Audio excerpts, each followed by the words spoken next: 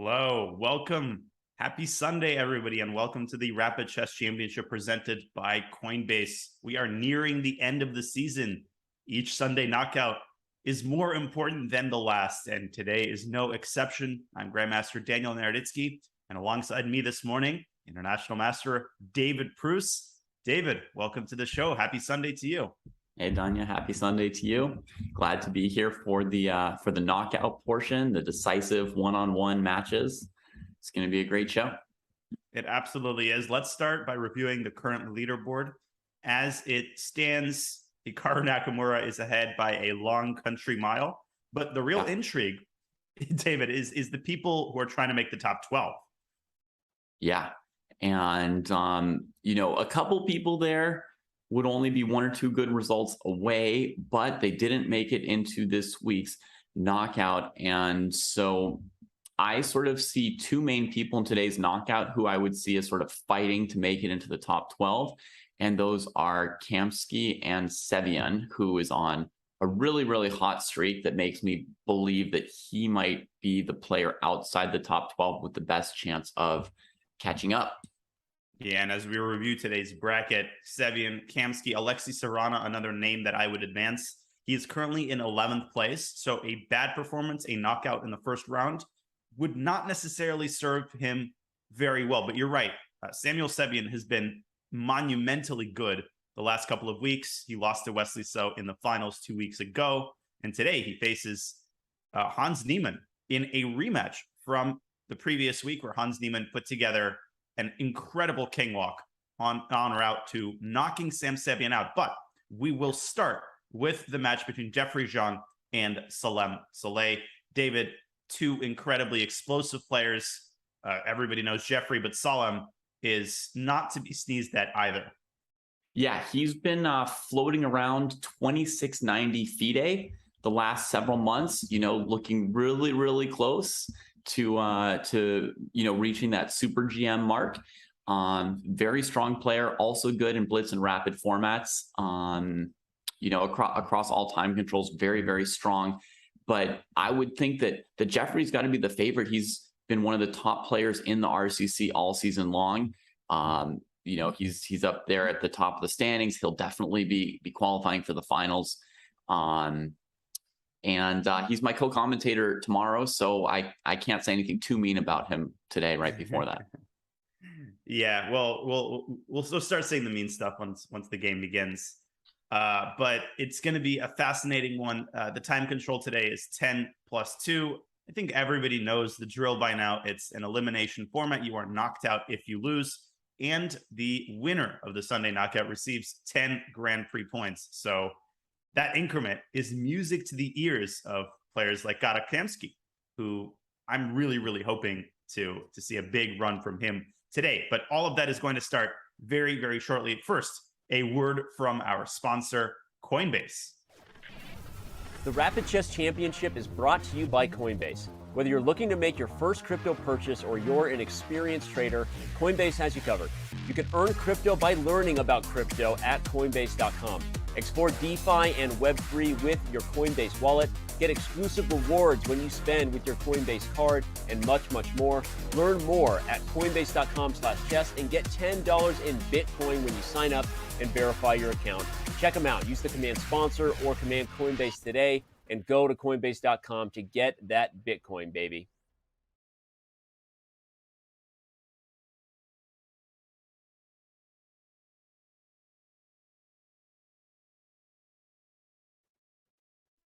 You can see Jeffrey Zhang, Saleh making their pregame preparations as the game will kick off very, very shortly. David, no question that Jeffrey, he's got the white pieces. He is the stronger player on paper, but Salem is one of those guys who can have an unbelievably explosive performance on any given Sunday. That's what makes him so scary. Yeah, I agree. I came into the RCC thinking that playing white in that one game, because the knockout is this one game match, in theory, if you win the first game with white, you don't even have to touch the black pieces all day, right? Jeffrey could go through this whole tournament today and never play black. I came into it thinking that would be a huge advantage have those white games, but I've seen people, pull it out from the lower seat of the bracket many times. Yeah, I mean, as the game begins, my most memorable commentary was Maxim Malikov winning from the 8th seed. He had black in every single 10-minute game, and he went on to win, and he pulled out some unbelievable comebacks. God, that was a week I'll never forget. But we have a Caro-Kann here, Jeffrey deciding on 1e4, and David, this line of the Caro-Kann has taken over the world like a plague. Everybody's playing it now. Yeah. I played it. I don't even like endgames. You played it too. I played it in a classical game. Somebody played Caro-Kann against me last year over the board. And I'm like, what should I play? Oh, everybody's playing this. And I kind of forgot that it could lead to a queen trade. And when he took on e4, I'm like, what am I doing? Why is Berdinsky trading queens by move 5? But it's actually a pretty venomous line. Yeah, I mean, does this variation have a name, Danya? That's what I wanted to ask you, because I figured, everybody's seen it by now, but does it have a name yet? I don't think it does. It's a great question. And I think it's one of the very few popular lines that are still unnamed. All right. Well, I personally, in my own head, have been calling it the computer variation. So Caro-Kann defense computer variation. Because, I mean, if it's not clear to anybody, this variation was invented by a computer, not a human. Yeah, as you look at White's knight on d2 and bishop on c1, what would Capablanca say when you showed him this? And king on d1, like, oh yeah, let's lead off the game by playing king d1. That should get a major opening advantage. So the way that I've understood the fact that black can actually suffer in these positions, first of all, White's got slightly better control of the center. And you saw Salem actually pushing his g pawn there to g5. I think this is a prophylactic measure against the move f3, which you generally see White making in these lines. And the reason you see White making it is because you want to support the e4 pawn with everything you've got. So Salem, I think, is preparing to push g4 in response to f3 to keep taking stabs at White's center. I think also black has maybe a little problem. The classic pawn structure you would want to equalize in this endgame would probably be your pawn on e5, right? And bishop e7, bishop e6, knight bd7, etc. But I think black has a little trouble getting the bishop to e6 with the e5 pawn defended, right? Because white can attack that pawn on e5, and if you play knight bd7 with your bishop on c8, you can get kind of stuck there. Yeah, there's logistic, and the f5 square now becomes very weak if you play e5 because someone decided to push g5. And this move a4, I mean, Jeffrey demonstrating a pretty clear grasp of all of the main ideas in this endgame. This prevents b5 and generally prepares to deploy the knight to a nice square on c4, which also opens up the dark squared bishop. So if black is incautious here, and maybe Salem already has been incautious, I feel like White's definitely slightly better. I mean, g5 looks to me like a straight up self-inflicted wound. I mean, you did a good job of explaining the thought process that might lead to it. That doesn't necessarily mean that it's a good move though, right? Like, oh, you're worrying about this, you're worrying about this. I can see why you came up with this approach, but sometimes when we go down that path and come up with a really creative solution, it can also be a bad move. Yeah, I mean, you're playing g5 to prevent f3, and White can just say, okay, I won't play f3. I don't need to play this move. I can go around it. My pawn's perfectly well defended anyway. Joke's on you for weakening your king side permanently. Yeah, and as you said, makes e5 even harder to play because of the f5 square. The rook on g8 is going to have to do some work to coordinate with the rest of the pieces. So yeah, I personally don't like the g5 move, but if another computer found it, then I will defer. I think another computer might have found it, and we might even see black playing e5 despite this gaping hole on f5 because it's pretty inaccessible to White's knights. No, he puts a knight on e5. Now that the knight took a turn to b3 instead of c4, right? That's kind of the signal that it won't come to f5 too quickly. Right. And he's, I think, trying to address the problem you outlined, which is that the light-squared bishop doesn't have any appealing developing squares, because if you bring it to e6, you might be running into knight c5. Maybe black can get away with that in castle queenside with check and then play like bishop c4. Not totally sure. But I think as black, you need to complete your development in castle. And that's how you try to justify, the incredibly ambitious G5. Yeah, and white's even played F3 now, saying, even the G4 idea, we'll just push past with F4 and kind of laugh. So right, exactly. And black will not be laughing because those F and E pawns are going to tear you apart. Okay, so what do you think of taking this knight here? Generally, good or bad? Terrible. I'm a bishop pair fiend. I don't like that idea at all, although it would let you put a pawn on E6 and you'd have a lot of the light squares covered. Right. I think black's big problem at the moment is what to do with the A7 pawn, right? Bishop E3 was the last move, and it basically says, hey, I see you're castling queenside. I see you're sort of getting developed and coordinated, but what about A7? Yeah, if you castle queenside, white could even consider knight D2, but I think neither of us is afraid of bishop takes B3. For some reason, the engine really wants black to capture. It's a great illustration of the chasm between how humans think and how engines. I'm totally in the same. I would never take on B3 because it gives white just total monopoly on the light squares, and it gives the king a very nice little envelope on C2 where it can just chill. Yeah, but I mean, when I play after E6, black is okay. When I play bishop E6, it's not even like my bishop's attacking the knight. It's just like I'm developing my bishop to castle. It's not even on my radar. No, same. To take that piece. Now, maybe C4, I would think about. Yeah, yeah. Maybe I would think about the C4 square with the bishop or the knight, depending on how white played it. 5 minutes for Salem. He's been taking. I think he's thinking precisely about those questions. Do I take the knight? Do I play bishop C4? Do I castle? And to piggyback off of your point, if he goes A6, then he weakens permanently the B6 square, and there's G4.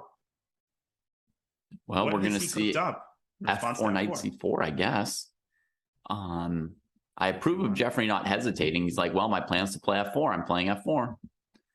I just don't really get it. Like, if white plays bishop C1, yeah, I mean, I'm withdrawing my bishop to its initial square, but then I'll be threatening to tear you limb from limb with F5 and knight C5. And right. You only need one of those, and black can't seem to stop either.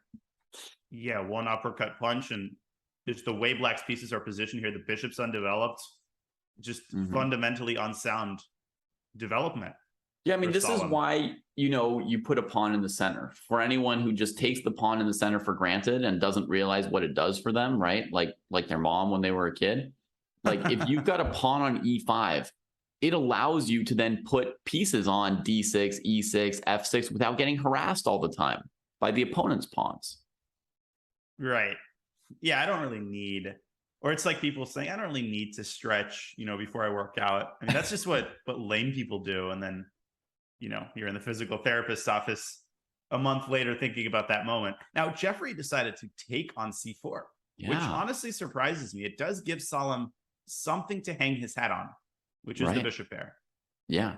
Plus a trade from a position where, I was just sort of bemoaning the fact that his pieces don't have established squares, right? They're at the whim of white's pawns.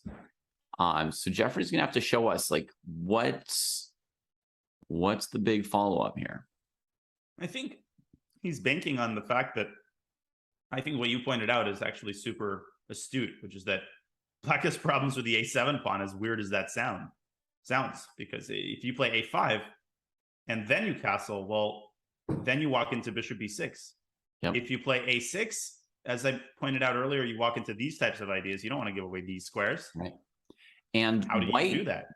And white, if it's an accomplishment, will be happy to play F5. Now, I mean, you're happier keeping your pawns next to each other in general in chess, period. But if there's some moment where you really need knight C4 to B6 or something like that, I mean, you can play F5 at a moment's notice, F5, bishop D7, knight C4, you come into B6, come into A5. Yeah, so, as my coach would say, white holds the pawn levers. And I never really understood what that meant, but it all revolves around the point you made. White controls the center. White is the one who knocks. White is the danger. Sorry, I've been rewatching Breaking Bad like 5 episodes a day, so now I'm full of those phrases. That's all right. I've never seen it, but I guess if you've rewatched it, it's worth watching. I never rewatch anything ever. Yeah. I'm just not a rewatcher or a rereader. But this has been a just experience of a lifetime. I think when you're older, you also just become more perceptive and you see new details and stuff. So highly recommended. Maybe after the commentary. Right on. Get So started. B6 from Black, a radical solution to the A7 pawn.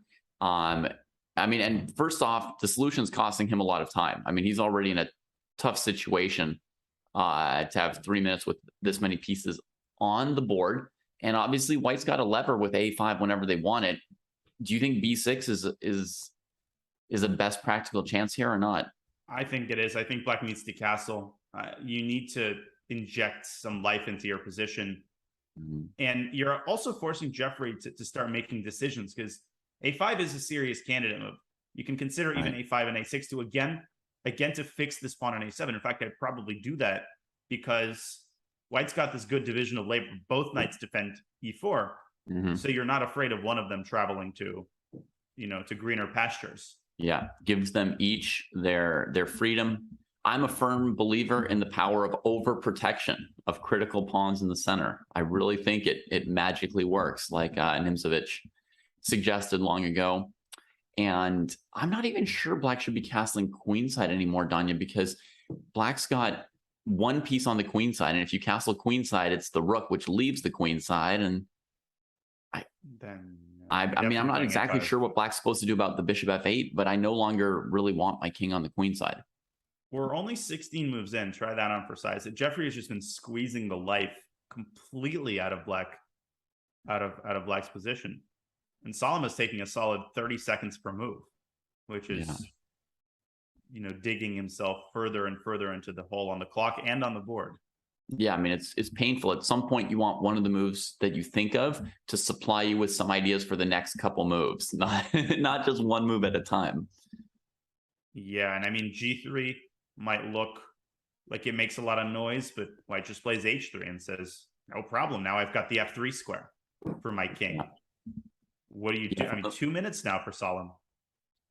From the moment Black put the pawn on G4, I've been thinking that they'd like to get the pawn off of G4 with some kind of clearance sacrifice, but G3, H3 has been the answer throughout the game and completely useless for Black. And in fact, it will let White bring the king to F3 and overprotect the center pawns even more. So I think G3 would further ruin Black's position. Oh, agreed. Bishop C8. Okay.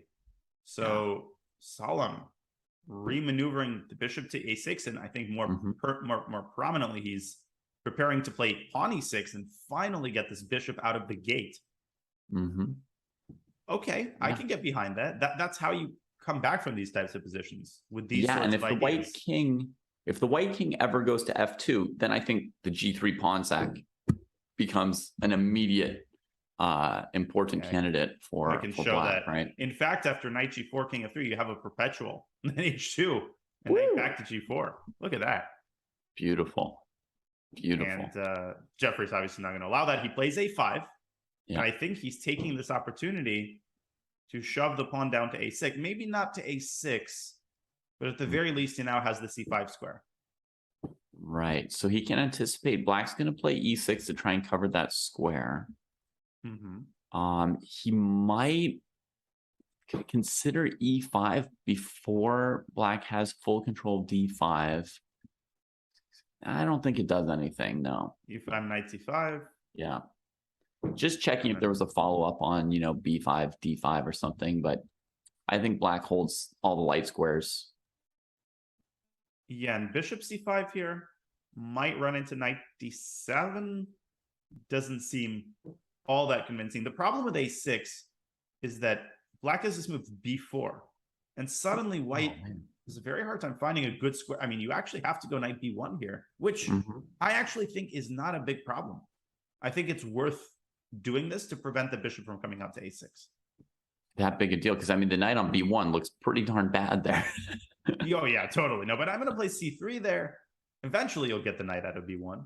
You'll get rid of the B4 pawn. Okay, well, this is a big moment for Jeffrey. We see him putting more effort onto this decision than any of the others up to here, and I mean, I fully agree with that. I think Bishop C8 was a great move.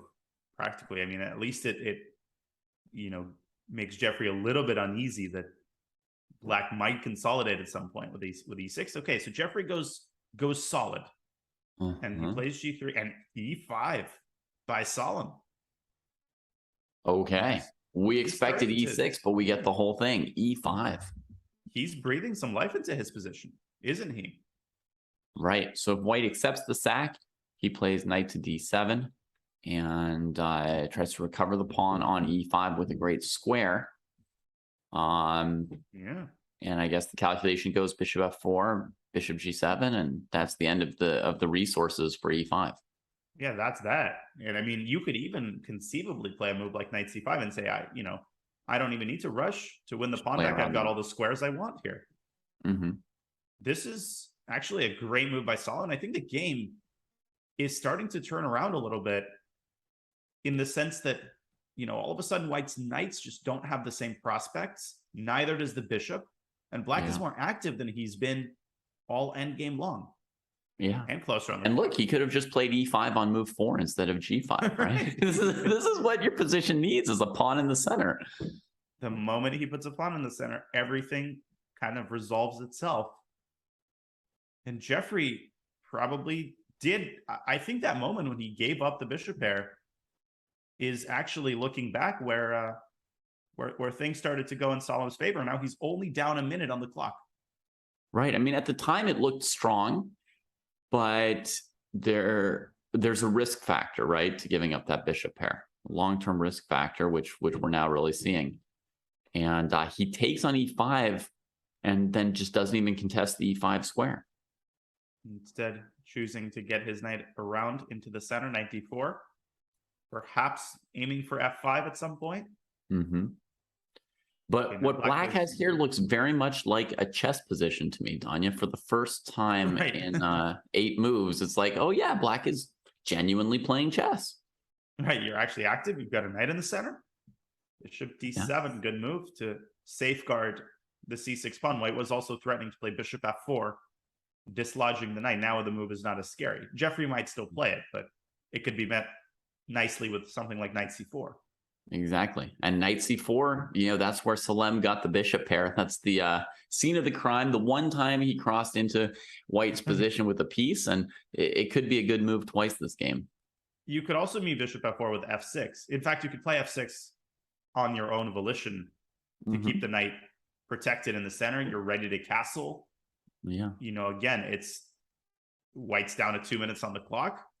Now, personally, I'm on bishop G7 here because I see, it coordinating with the knight C4. I've been considering the move B3 for White to stop knight C4, and then bishop G7 will be looking at, 2 knights and a rook on that diagonal. Well, you and Saleh on the same team because that's what he's chosen. But Jeffrey responding to knight F5. And what worries me about Black's position is that the other knight is going to jump to E4, and your king actually might get stuck in. It is stuck in the center. You can't castle. It's illegal. That's true. And now that's true. So he pins everything on knight C4, but now it's going to be sort of tactical. White's got the ingredients to sack. Yeah, White definitely should play knight E4. Sack B2, calmly go rook A B1. And I feel like the activity of White's pieces in the center coupled with the very precarious positioning of Black's king is going to stab Salem in the back here. So here you just want to get the king off the E file ASAP, perhaps. Where do you go? Yeah, you should probably try to evacuate to F8. But that square isn't peaches and cherries either, because White can check you on H6, White can play F6. Yeah. Okay, Jeffrey. No, he doesn't play knight E4. Yeah, there we go. King off of the E file. Oh, you were talking about White's king. Yeah, but I was talking about Black's king. But as soon as you said it from Black's perspective, I was like, you're right. Both players have this in common, that they don't want their kings on the E file. So I'll let you go with it. Right. Yeah, Okay, but I was thinking from White's seconds. perspective, you just want to have the rook on A1 on E1, and then everything's perfect. And king E7, totally fearless from Salem as he makes his way up to F6. He found a spot. It's an excellent parking spot. It's like those, parking spots in downtown San Francisco that are taken up at 3 a.m. And then there's a car there all day long. That F6 square is where the party is at. And Jeffrey finally goes a6. Great move, fixing the pawn on a dark square. Right. So against king f6, he has rook d7 for the moment. So black decides to challenge the file first, but now bishop g5 could be thrown in to take away that f6 parking square. But then you have to be careful to stay on this diagonal because of knight e3. For sure.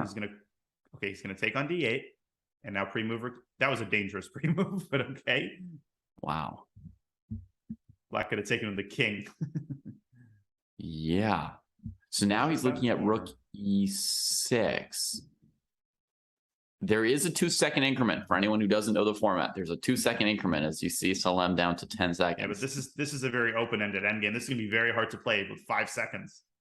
Knight e5 trying to force the game into a rook endgame, which he's hoping to draw. Oh, takes. I think he wants rook d5 there in the end. And the king and pawn endgame. There would still be rook e6 for white, though, keeping the game going. He checks on d1, goes to a1. Ah, that's his idea. Wow. Hunting for the a6 pawn. Defending the c6 pawn while he's at it. So now I would activate the king if I'm white. King e3, king f4, but I don't know if there's something better to do. Yeah, maybe you could end up losing all these pawns. Maybe too. c4, trading one of your bad pawns would be a good move to throw in first. It blocks the 4th rank as well against rook a4. In my king f4 dream. Yeah, this is a big moment. And Jeffrey down to 45 seconds. Yeah. Another idea is to play rook e4. Black can just play h5. Yeah. I'm feeling pretty certain the computer move here would be c4, Danya. Yeah, c4 does look like one of those moves. No, I think definitely the endgame is very drawish. And Jeffrey ends up going with rook e6, rook h6. And back and forth he back goes. and forth. So he wants to keep that rook contained on a6, right? He's trying to contain it. So maybe rook b6 and rook b6 runs into rook d7. But frankly, there's nothing wrong with rook a2. And then you could play c5. Totally playable. Yeah, black is going to avoid losing any of his queenside pawns. c5, a6, the pawns are pretty self-sufficient. I think this is heading toward a draw. I'm pretty confident at this point. 8 seconds for Jeffrey. His time advantage has evaporated. Yeah. Rook c6. No, check. Okay, he takes h7. Salem starts pushing. Yeah. Oh, but he's got the check on h5? Yeah, that's why he played g5. b4 or c4? He goes rook b2, preparing to push a4, but here comes Jeffrey's passer. Yeah. Oh, king c1. Oh, king comes out to trap the rook. But a3 defends it, so he starts with rook a6. And now the rook Salem's like, it's too late. it. There's finally the move c4. Oh, rook takes a4. He's going to lose his pawns. I think Jeffrey's going to win this. I think he should have put the pawn on b4 just to keep the white king contained for the moment with the b4 pawn. Yes. Now this is a winning endgame for Jeffrey. He's got that passer, and he's got another set of pawns. It's really close. He's going to try and win the pawn on c5.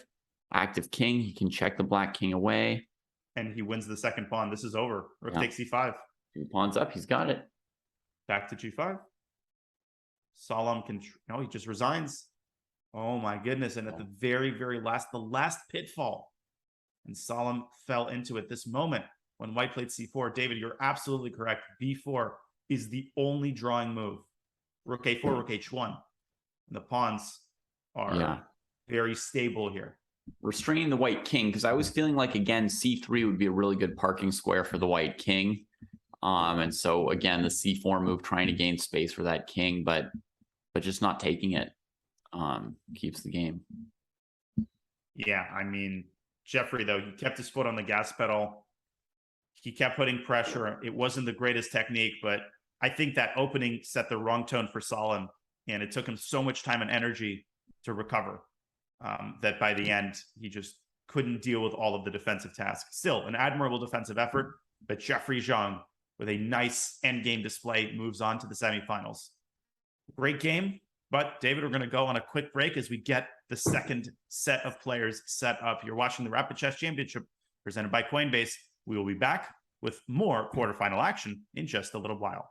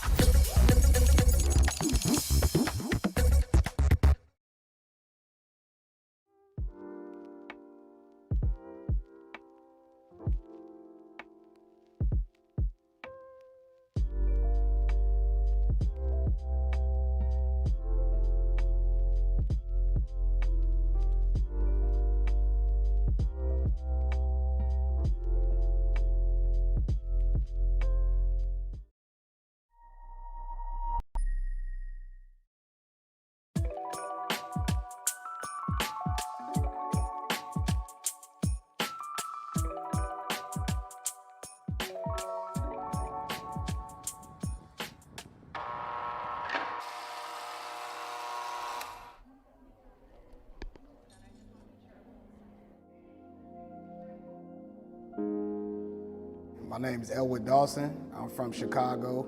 I'm Sika Blackman, My name is Roberto Beza, Jr. and what I want to share is I love tacos. Tacos and chess. So, yeah.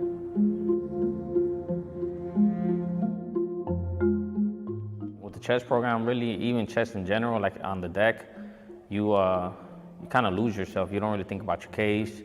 You learn to think differently. You know, you strategize more. I sometimes come out 7:30 in the morning.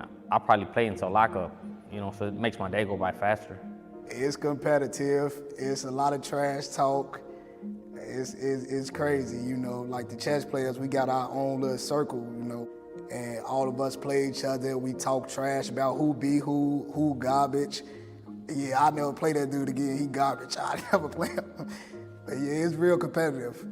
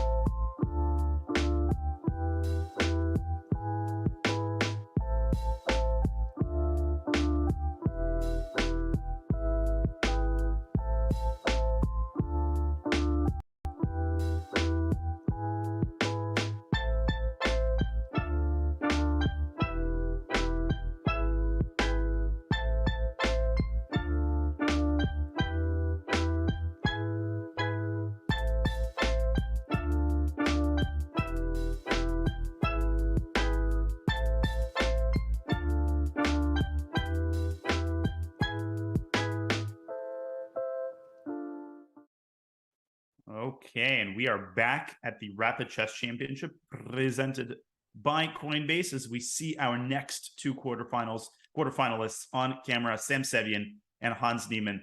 David, I feel like this is going to be an iconic matchup for many years to come. Yes. If you bet that you would not see this matchup at the US Championships 5 times in the next, 5 years, it would be a silly bet, right? Because these guys are at the top right now. Honestly, I mean, these guys have improved so much in the past year that it's a shame that there isn't a US B team at the Olympiad. It would be awesome to see them, but They're watching from home this year, and you know, they've been playing a lot of chess lately. I've seen Sevien in every single event I've commented for for chess.com recently. And same with Hans. I mean, he's been playing all around Europe. He rocketed from 2,500 to 26. I think he's 2690 or so. It's only a matter of weeks before he crosses 2,700. Sam, of course, has already crossed 2,700. I mean, these are two players who display unbelievably consistent form. But last week, it was Hans Niemann who put together just a phenomenal tactical display. They played one of the most interesting games in the RCC this season, and Sam Sevien is going to be rearing for a chance at revenge and at Carlsbad. Yeah, that was an incredible game. I wasn't commenting that day, but I looked over the game later. So yeah, these are important players to watch. And we're getting this endgame variation. This is what Wesley So played with Black against Sam Sevien in the America Cup after Sevien won the first game with Black. And it was kind of a surprising choice because Black has basically never won a game in this endgame. Yeah. I mean, he's also hasn't lost that many games. Not lost too many, no. This is not my style. Like, I would never go for this as Black. Yeah. Yeah, and in that game, I thought Sevien quickly got an edge against Wesley, but you know, he never pressed too hard because it was a 2-game match. Here we've got an even shorter match. It's a 1-game match. So it's really ruled by, you know, you just have to win 1 game. And I just bring that up to mention that I think Sevien has pretty good knowledge of this position. Yeah, and he's already demonstrating some typical ideas, bringing the knight to the corner. He obviously does not want to take this bishop and correct Black's pawn structure, but instead he wants to clamp down on the f5 square. Typically, you see White positioning the bishop on h3. Even sometimes the move f2, f4 can be played, trying to shut this bishop out completely. On the other side, Hans expanding on the queen side, pushing his a-pawn. Given the opportunity, he's going to push it all the way to a3. Oh, yeah. You give him half a chance, he'll bring it all the way to a3. If White plays b3 to keep the knight out of c4, then the b3 pawn's a hook for the a-pawn for him to open the a-file and get some action there. If he puts the pawn on a3 to stop Black from playing a4, a3, then the a3, b2 pawns are very vulnerable to knight c4. So then, I mean, you can't do any of that bishop h3 stuff. Yeah, so Black has active ideas in his own right, no doubt about it. Black is the bishop pair for the time being. And we see the move f2, f4 from Sam Sevien. And this is scary because you don't really want to play f5, but you might have to, because if you don't, let's say you play a4, then f5, bishop h5, and h3. And I'm not sure how you're preventing g4. I think you might lose your bishop here. Yeah, I think that would be the end. And I would also say when the bishop gets that trapped, you almost don't even need to take it to show your advantage at that point. Like, it could sit on h5 for a while and Black would be pretty busted. A similar idea would be Black plays h5 and you play f5 for White, and then you can put your bishop on d3. It doesn't cost you too much effort to keep the f5 pawn defended, and you're basically up a piece for the whole game, even if you can't go capture the bishop on h7. Right, it's just a big pawn, and for that reason, Hans bites the bullet, plays f5. And I'm very curious what he has in mind after bishop d3. Probably not bishop h3 runs into knight c4, forking the e3 and b2 pawn. So I actually think it's quite important for White to deploy the bishop centrally to d3. Yeah, it's interesting that Sevien's thinking before playing bishop d3, because bishop d3 itself is so obvious, but he's sort of looking ahead to how is Black going to fight back against it. Will it be knight c4 immediately or a4 first? But Hans had no question about it. Can White castle here? I think. Oh, but then the knight swings back to d6. I didn't notice that. Given the opportunity, Black can actually worm his way into e4. So maybe it's worth taking that knight on c4. Well, here's a crazy idea that will probably fail, but maybe be instructive for us to look at. Bishop takes knight and then e4. Bang, bang, and e4. And So the idea is f5. we're trapping this bishop, but we're giving up everything to do so, right? And now black's gonna, when you go after all the light squares with like h3, g4, you weaken your dark squares. So black's gonna have bishop d6 or bishop e7. Yeah, bishop e7 is nice. And you're never really getting g4. Yeah, you just can't quite do it. But that's an interesting, I mean, you have to start calculating that because of how confined the light squared bishop is. As Sam contemplates this critical moment, the big question, do you allow knight d6 or do you snap this knight off the board, but give away a big, the lion's share of the light squares on the board? My idea maybe to take on c4, to castle queenside, maybe try to push d5, but I'm not sure opening up the position is a good idea when the opposing side has the two bishops. Yeah.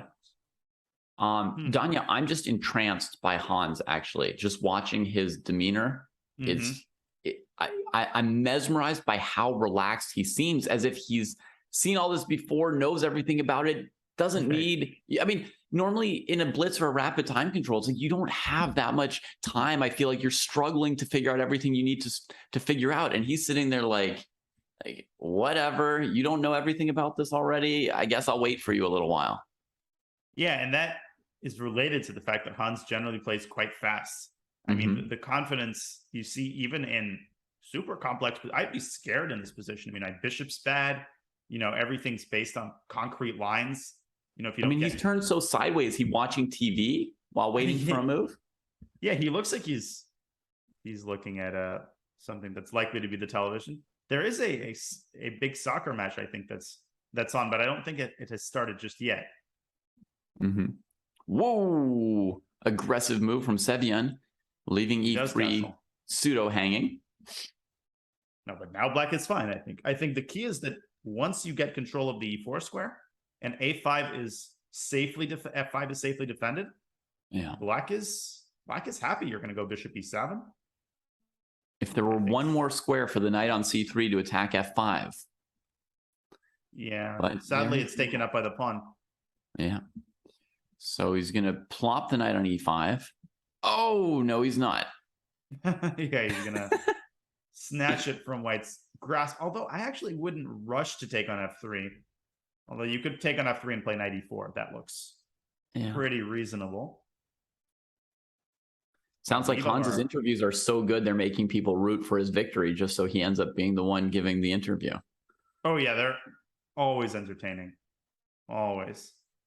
Takes an h5, preventing g4. God, he's playing this well, isn't he? I mean, as if he just had, you know, the truth of the chess universe imprinted in his brain and he could just sort of like just dish it out.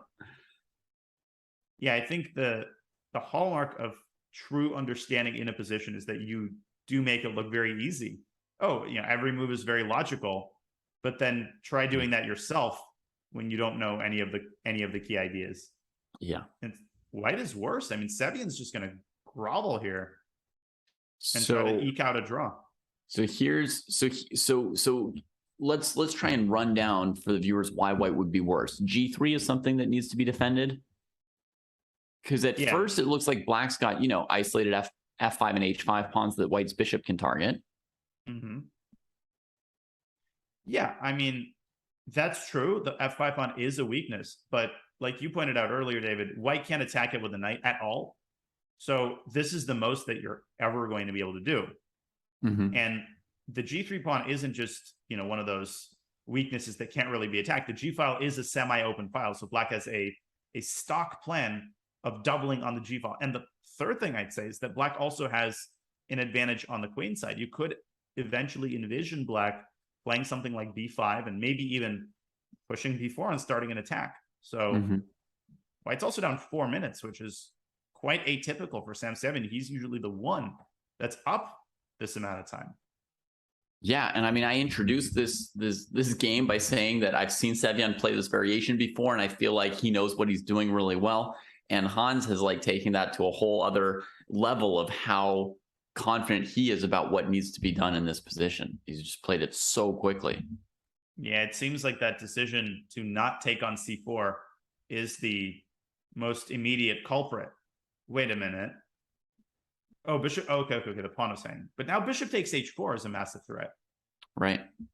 And the evil arc continues to grow in black's favor. Sam is getting totally outplayed here. Well, I think he just played knight e2 and then knight c3, which was not very productive. Yeah, in the meantime, black is making productive moves. b5, a move that he kind of wanted to play anyway. Yeah. Rook f1. So he stops bishop takes h4. Mm-hmm. And he's going to play bishop e2 probably soon to prevent the doubling. Although that may not prevent it. Yeah. Bishop e2. Oh, let me just double anyway. Yeah. Once black crashes down the g file, this c4 square is something white cannot fall asleep on either, which means the bishop is actually kind of tied down to the d3 square. This is miserable. This is totally miserable. Maybe knight e2.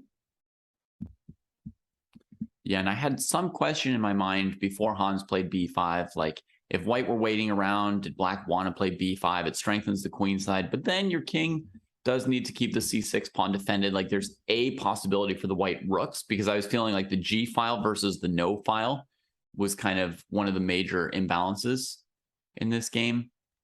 But it's hard for white to actually rearrange their rooks to the c file, get the king and the knight c3 out of the way. And look at how he's handling his rook e6. He redoubles on the e file, and the reason he put the bishop specifically on d8 is that now he's got this check. It's just beautiful to watch harmony on the chessboard.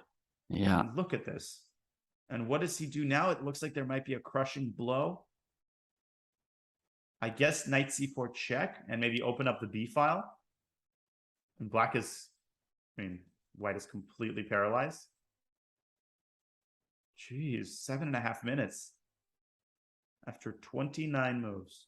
Yeah, man, and he looks like me if I'm playing against like a 1400 in a chess club and just kind of, don't need to work on my moves because I know I'm 1,000 points higher rated.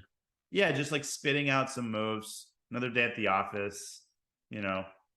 Nothing extraordinary, but he is playing extraordinary. Now the idea is that if white shifts the king to e2, I actually think that black will take on c3. After rook b8, you can simply resign. You can resign because the rook is coming in and taking all of white's pawns. That's crazy. In the rook endgame, all the black doubled pawns are no problem at all. So we see Sevien defending the b file in advance against that threat. Oh my lands, I think c5. Do you think c5 and d4 and rook e2 is already working here? Oh my goodness, if this works. It does. Bishop takes c3.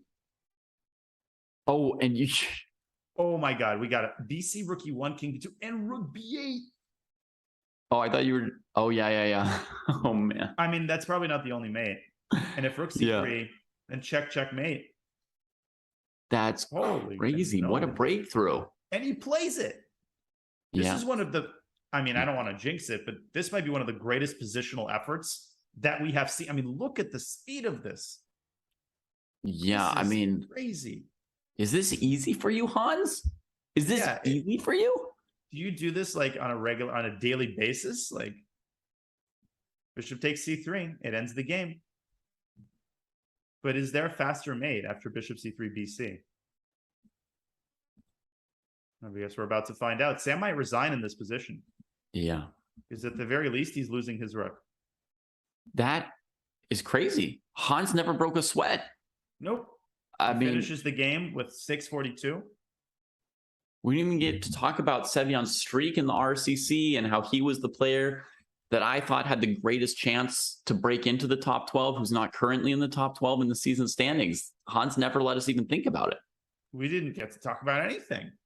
I mean, they went into this endgame, an endgame that white loses with exceeding infrequency, almost never. And not only does Hans win it in some 80 move game where they go back and forth, 36 moves, and it was never in doubt. The moment he played knight d6, things went downhill precipitously. And Sam Sevien just isn't going to know what hit him here.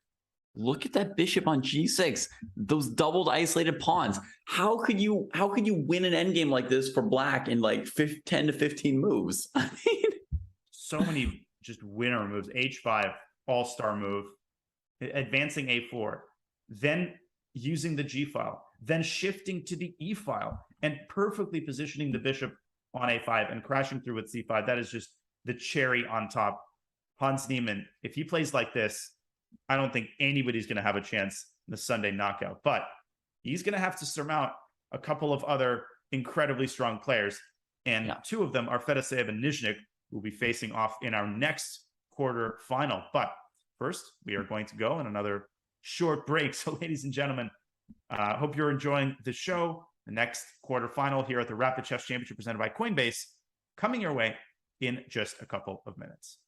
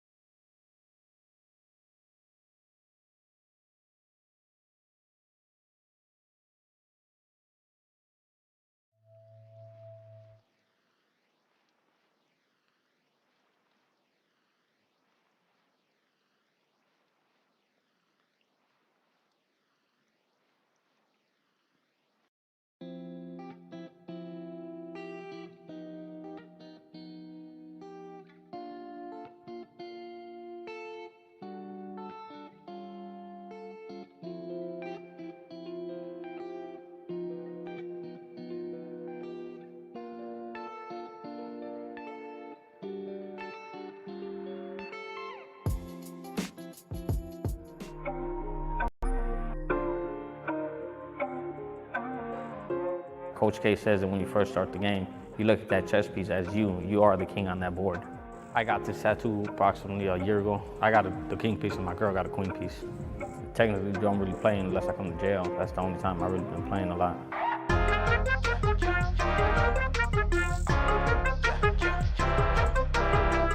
We talk trash about who be who garbage. If they give us a chance to play with the man, I most definitely would. For me, it was trying to give people not just the skills in this really interesting game, but so that the way they think changed too. All right, so in a week. Mr. Squad, behave.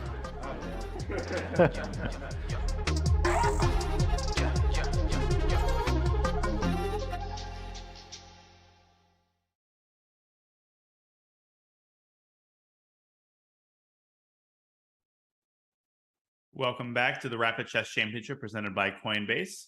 2 quarterfinals are in the books. We were just treated to a phenomenal display of endgame brilliance by Hans Niemann. Now it is time for Vladimir Fedoseev and Ilya Nizhnik to contest the 3rd quarterfinal. David, this, I believe, is Ilya's first appearance in the Sunday knockout. That's what I thought too, and it was confirmed by somebody who tracks stats. I also searched the season standings for his name yesterday, and to no avail. He didn't pop up. So yeah, first appearance, and he makes it straight into the knockouts. I think starting in week 23, he's not going to make it into the finals, so he must just be playing this as an individual event for fun or money or fame. Yeah, I mean, there's a $7,500 purse for first place. I mean, that's a pretty hefty prize, even if you're not really going for the top 12. And Ilya Nizhnik, talk about being on a good streak. He is almost 2,700 FIDE. He just went 9 out of 9 in a tournament in St. Louis where he was the top seed, but going 9 out of 9 in any tournament is virtually impossible. So I'm very excited to see how far he can go today. Yeah, nearly impossible once you're playing against other masters, no matter how good you are. I mean, you drop Magnus Carlsen in that tournament, and you wouldn't bet on him going 9-0, right? No. I mean, he would have to have a really good week. Yeah, to not give away a single draw. Okay, so Fedoseev has the white pieces. We're in a Queen's Gambit accepted. Very well-studied position. A6 prepares B5, and then you often see black playing C5. Yep. One quick thing to say about the big fish as we get started here is that in contrast to Ilya, Fedoseev has played this event many, many times. He's in his 18th or 19th appearance in the Rapid Chess Championship. So he's played almost the entire season. He is very, very likely to finish the season in the top 12, which he's currently in the top 12. He's very likely to finish the season in the top 12 and show up in the finals. Yeah, Fedoseev is one of the best rapid players in the world. His explosive, dynamic style is very well suited to these time controls. His opening preparation is stellar. He demonstrates a lot of interesting ideas, and he's remarkably versatile. I think we see that here. He decides to go for a traditional Queen's Gambit accepted endgame, and Fedoseev has a very unique approach to the endgame. He sort of carries over his dynamic, energetic style. He's always fun to watch. And B6 by Nizhnik, so not B5, B6. Right. He's trying to give up nothing, right? No weakness to sink your hooks into. The pawn on B5 can later get attacked by A4 trying to create something. Yeah, I like this move. I mean, I just want to show really quickly what could happen if you play B5. What David is saying is that as early as the next move, you could be facing the wrath of the A pawn, and if you just push B4, then you're creating a gaping hole on C4, which could be occupied by the knight, and this is exactly how you lose these positions. Once you've played B4, Danya, once you've played B4, you're presented with one of my least favorite questions in all of chess, which is, do you then also play A5 to keep your pawns connected, but have to defend that horrible pawn on A5, or do you let white play pawn or knight to A5 and disconnect your 2 pawns? I feel like I've never answered that question successfully, but either way, like, I just don't want to spend my life answering that question. No, that's exactly right. I hate dealing with permanently weak pawns in general, especially in the end game. So Nizhnik trying to avoid all of that, doesn't touch it with a 10-foot pole, and I think I mean, visually the position looks completely equal and virtually totally symmetrical. Right. And look, he didn't even pass up a tempo by playing b6. The white bishop drops back anyway, making room for knight c4 to try and poke at d6. Yeah, d6, b6. I mean, you're still trying to provoke black into playing b5 at some point, as Ilya castles kingside. I mean, if I had to pick a side, I would obviously pick white. Yeah. You know, I would love to have my pawn on a7 if I were black, but it's not, you know, it's not a big advantage. You're in the Sam Shanklin school of chess where like every pawn you push, it's like, oh no, I've given up a little bit of a square. I want them all back where they started. Small steps to success. That's the title of Sam Shanklin's book. I think actually series of books on pawn structures. Yeah. So, but truly white is up to 2 tempi ahead in this end game, and you don't feel it the same as in, you know, raging tactical position, but white had the rook on d1 a step before black, rook on c1 a step before black, and then black has spent a move on a6 as well as the queen trade that brought white's rook to d1. So yeah, black has to be very careful here actually not to make any serious positional concessions. Rook ac8 of course is the most natural move. You do already have to reckon with knight d6 in a response. Yeah. Here, kind of have to take. White takes. But this, I think, is totally fine for black after takes, and, for example, rook c8. Exactly. Once black gets control of the c file, you know, the activity, I think, definitely balances out white's bishop pair. Yeah, just go right back to the c file. In my experience in these positions, the c file is slightly more valuable than the d file. So that's like a little thing to keep in mind for anyone who's just starting out on these positions. Although I think that non-GMs don't usually spend a lot of time playing d takes c5 queen's gambits. You know, I imagine in chat there are not a lot of people who are passionate about this part of their repertoire. Yeah, the position definitely a little bit too dry for most players' tastes. Yeah. And I mean, who do you know who likes to play this way? My friend Jesse Cry likes to play like this, but he's a grandmaster. You know, can you think of any non-GMs who are just like dreaming of this? Absolutely not. I can think of non-GMs who dream of like London systems and different other types of boring positions, but this is too hardcore for the vast majority, I think. Yeah. Jesse's a connoisseur of this kind of stuff. You know, the computer variation against the Caro-Kann that we saw in the first quarterfinal, and you know, exchange King's Indian defense. How do you feel when people play the exchange King's Indian defense against you? That's kind of like this. Jesse played it against me.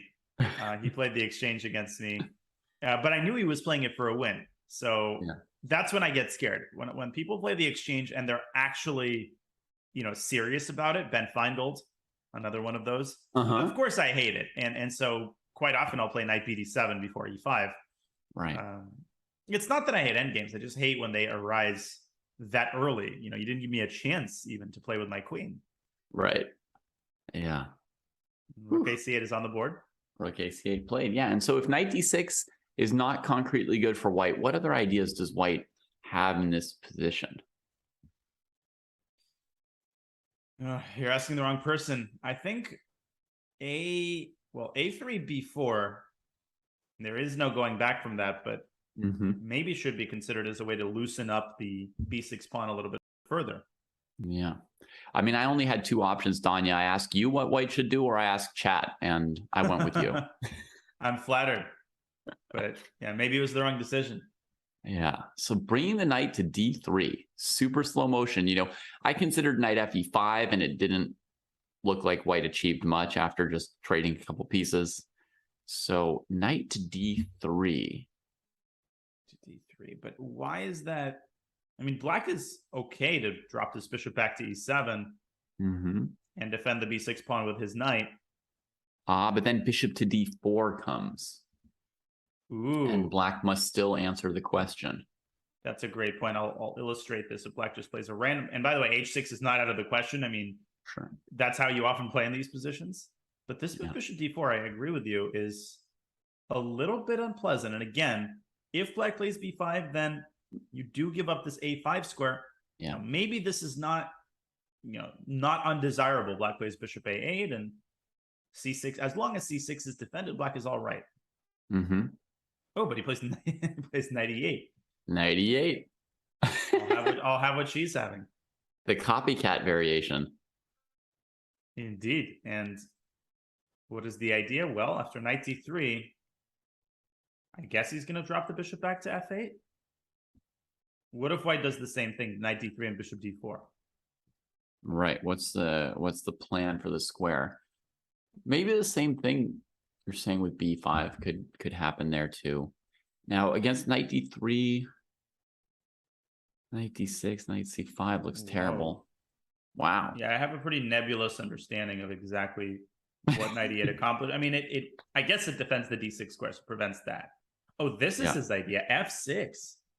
Whoa, I don't love this. I don't love the look of this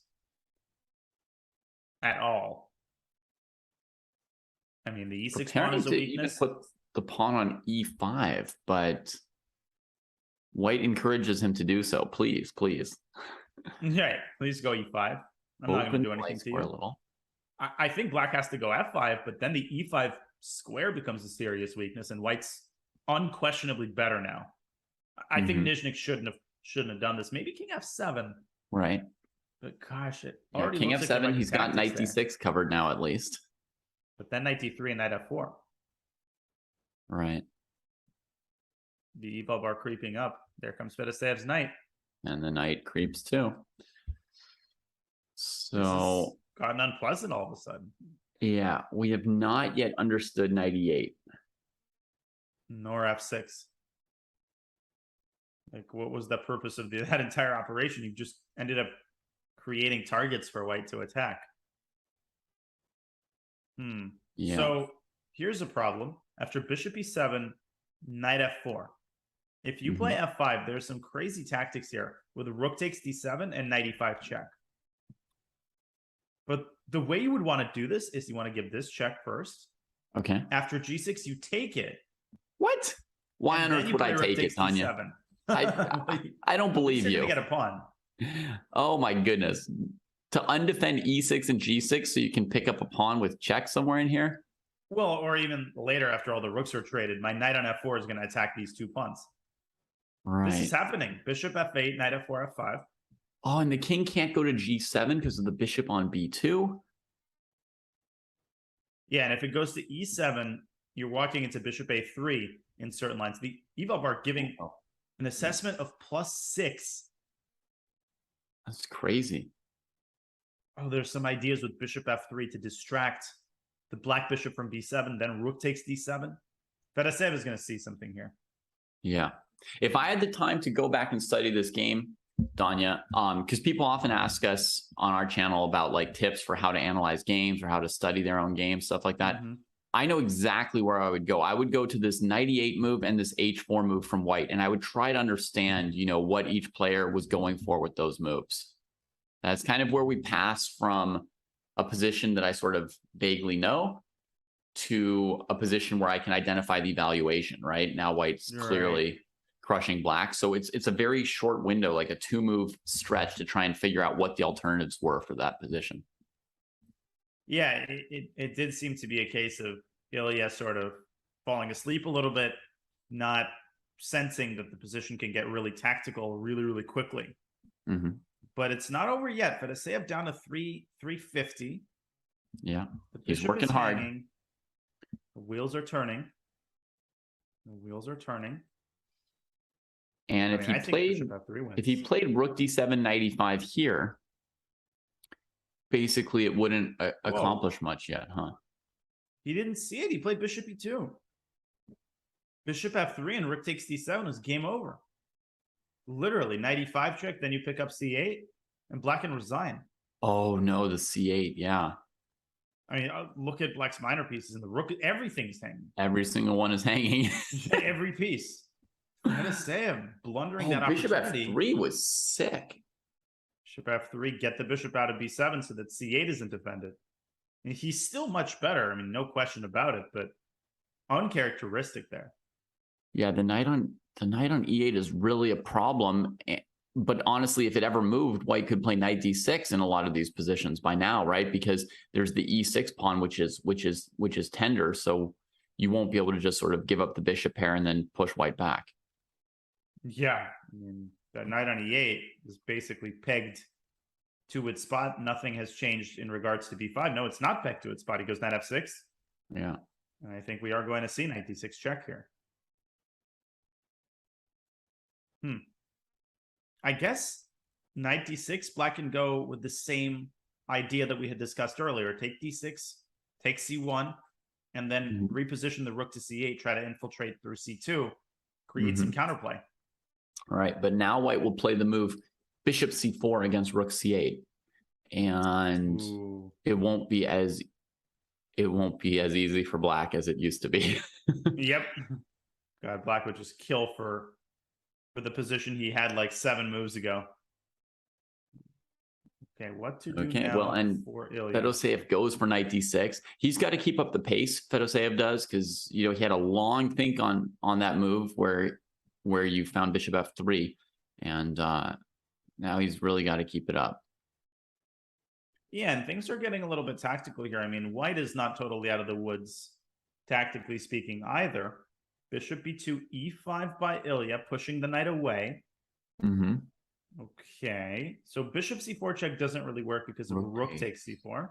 Or does it? He plays it any... Oh! Okay. Yeah. Takes. He wants to take F6. Yep. And then take B6, and he's just eating up all the pawns. Right. 2 pawns and the rook against the 2 pieces, plus the pawn on A6 is in trouble. So black's maybe playing very passive bishop C8 in that position. Yeah, in my experience, those rook against two minor positions are unbelievably difficult to handle for the side with minor pieces. They're just not good at dealing with passed pawns and active rooks. And Ilya with a big decision on his hands. But if he doesn't take on C4, where does he go? He doesn't have a square. That's true. Does the king have a square? I mean, both squares on the E file lose the E5 pawn to rook E6 after bishop E5. King G8's illegal. That leaves the F8 square to investigate. Yeah, that should be seriously considered. But even the move bishop A3 in response looked mighty scary. Okay, so they're going for this position. EF. Yeah. Rook C6 is another candidate move here. No, rook C6 was bad because of F takes E3. Show us, Danya. Yeah, that was cool. If you would try to be fancy here, which looks so strong. Can't stop. Yeah. I love these types of constructions. Watch out. Yeah.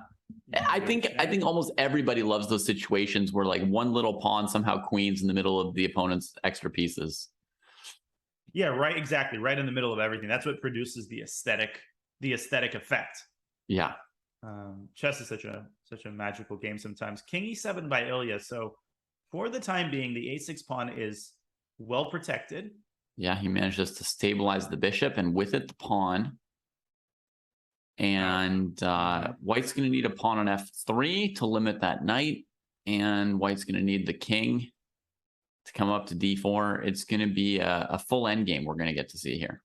And F3 is indeed on the board. The king continues to amble its way towards C7. And once that rook is dislodged, black can start working on activating his minor pieces, bishop E6, maybe knight D7, knight C5. So it appears to me that Nizhnik is making some serious progress here. But white is not risking two pawns and a rook for the 2 minors. You've got a passer. Your king is close to the center. White's going to continue torturing him. Yeah. Could black bring the king up to C5 quickly? Because that would also stop white's king from getting to D4. So it could be very, very desirable if he's able to do that here. Yeah, that's a great point. You actually really don't want to allow white's king to get to D4. No, I agree with you. Now white can play king E3, can't he? King e3, bishop c4, rook c2, knight d5, king d4, and they all fall down. Knight b6, and then that pawn endgame actually is close to a draw, but I'm pretty sure is winning for white. Just because white has more extra moves and the possibility of going g4, etc. And the king is one row further up, you know, so it's like threatening to get to a5, right, and pin you down to your pawn, threatening to get to the 5th rank and be able to attack the f pawn. Yeah, totally. No, the pawn endgame is 100% lost. So the issue is that if you allow white's king to get to d4, then white's just going to start, you know, overextending the minor pieces. Maybe c5, maybe rook e2. White's rook jumping from side to side as if on a trampoline. You can put that first statement in the past tense, though. It's not if you allow the white king to d4. It's since you've allowed the white king to d4, because it's too late to stop that. If and when. I never really understood that expression, but it's either if or when, but in this case, it's definitely when. Yeah. So white's got d4, and then you always have to worry about king e5. You have to worry about king c5. I think that was a big question last move if black couldn't have brought their king up first. Yeah, somehow Ilya, I'm not sure if he thought he could take on c4, or maybe he just generally underestimated white's position. Right. But, okay, the king has reached d4. Congratulations. Yeah. And Nizhnik trying to set up not a fortress, but at least he's trying to cover some of the infiltration squares to make it hard for white's rook to run amok. And this is the sort of correct defensive arrangement of knight and bishop when you're on the back foot, trying to keep the opponent's king out, with the knight covering the dark squares and the bishop the light squares, covering the infiltration points on the b file. Okay, so c5 again, using the fact that you can never take because of rook c2. But where to from here? What if black just, h5 and then bishop f7, bishop e6? How are you actually going to progress? I wonder if white might play a4, a5, rook b6, sack the rook, and then try to win with the king against the light squared bishop. Wow. Yeah, that's the Fischer-Taimanov idea. I don't know if you're going to be able to make your way past e5, though. I'll just keep my bishop on this diagonal. I still think it's a good idea for white to play a5 independently. Yeah, the rook sack is not going to work. It is true. I think that rook e2 is going to happen at some point. That's how you're going to infiltrate. Maybe even now. There it is. Oh, God. And now Ilya is really on the back foot. Yeah. The king. There's nothing stopping the king. Black's he can come forward. Or is there knight g6, king e6, knight f4? Oh, my goodness. That was an amazing idea. And so Vladimir, he goes the other way. He goes the other way. Great catch. I got to show that really quickly. King e5, bang. If you take on e6, whoop. Got yourself forked. Yeah. Okay, king c3. I was just thinking there's nothing that can stop the king anymore. Oh, no. Okay. One little trick. I'm home free. Bishop d5, continuing to rearrange, to reroute, retool. I mean, I think he's going to go in with the rook here before it gets cut off by the knight. Well, where? E8 or E7? E8. Yeah, because rook E7 is a bit of a, I don't know, knight E6 and everything's protected. 20 seconds for Vladimir. Yeah. I think rook E8, knight E6, G3, something like that. Yeah, you can play slowly here if you're white. But the door is going to close if black plays knight E6 before you infiltrate. Yeah. You're right. Rook E8, and there's G3. Well, I mean, I'm right and I'm wrong. I'm Fedoseev right and I'm computer engine wrong. Right. For some reason, it's equal now, and it's because of A5 check. That was the correct move. Oh, he's got that king trapped now, right? He can play bishop C6 and keep the white king frozen. And frozen permanently, I suppose. Wow. Although king A6 and A5, this is not equal. I mean, obviously, white is still playing for a win. In my eyes, I would give Fedoseev a 50% chance of winning the game. Ooh, and Nizhnik went the wrong way. He decides to unlock the king. Yeah. And here comes the A-pawn. 15 seconds each, more or less. No, but this is winning. A5, A6. And then you don't even need to play A8 queen. You can just intercept the bishop. Yeah. The knight is Like- just entirely useless against the A pawn. It's just trying to prevent rook c6 at the moment. That's why he's not going knight e2 and hoping to, Rook sack b8. the bishop. I think rook b8 and rook b7 is the most clinical. Ooh, that's very clinical. Rook b8, rook b7, intercept the bishop. Oh, It's bishops. over. Holy smokes. And Nizhny came so close if he had just kept the king locked in. Yeah. Yeah, rook b7. I mean, it just reminds us of like a very, very basic endgame, which is like king and rook pawn against king, and you just freeze the opponent's king in front of their own rook pawn, right? That's just, it was a much more complicated version of that situation. Right. And look at how Vladimir is unhurriedly taking the pawn. Now he goes rook b7, and now black can't even get 2 pieces for the queen.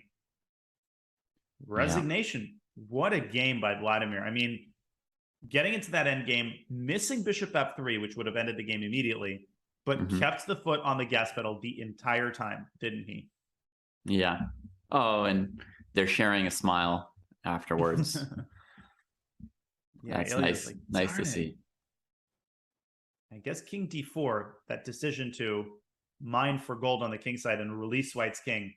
Ilya just underestimating the speed at which the a pawn advances to promotion. But Fedoseev once again starting the Sunday knockout off strong, and that leaves us with only one quarterfinal to go. It'll be Serrana against Kamsky. It'll be the young generation against the famous legend Gata. You will not want to miss that match, and it will be coming your way after a very short break. And so, the Rapid Chess Championship presented by Coinbase returns in just a couple of moments.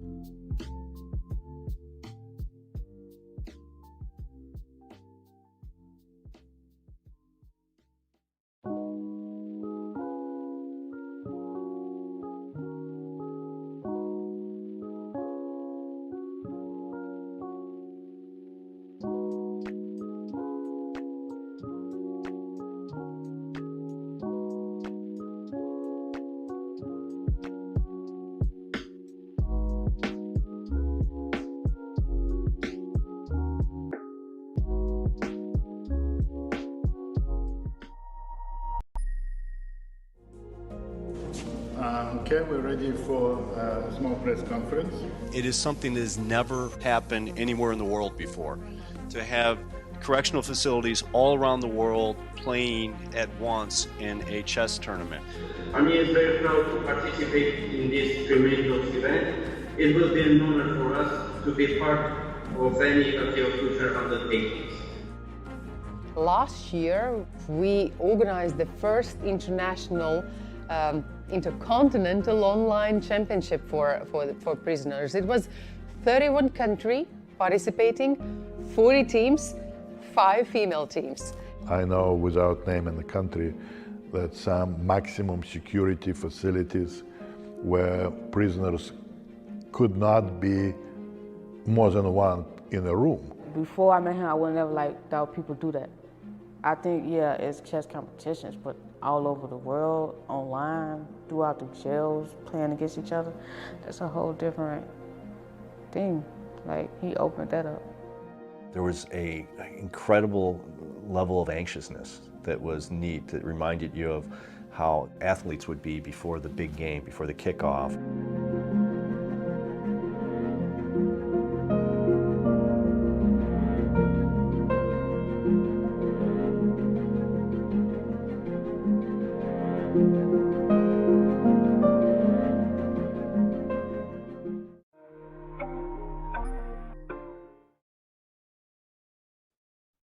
Welcome back to the Rapid Chess Championship presented by Coinbase. We see on the screen in front of us Gata Kamsky, Alexei Sarana, who will be contesting the final quarterfinal here at the Sunday Knockout. Alongside I am David Proust. David, this is going to be an exciting one. Who doesn't like a matchup of the generations?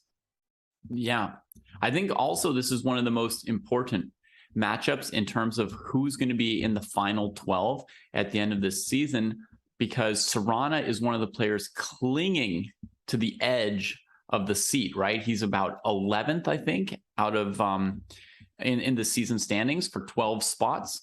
And Kamsky is one of the players who is, 1 or 2 victories away from catching up with him. But if Sarana could keep Kamsky from winning this tournament, Kamsky's at that point where he needs to get first place in 1 or 2 of these knockouts.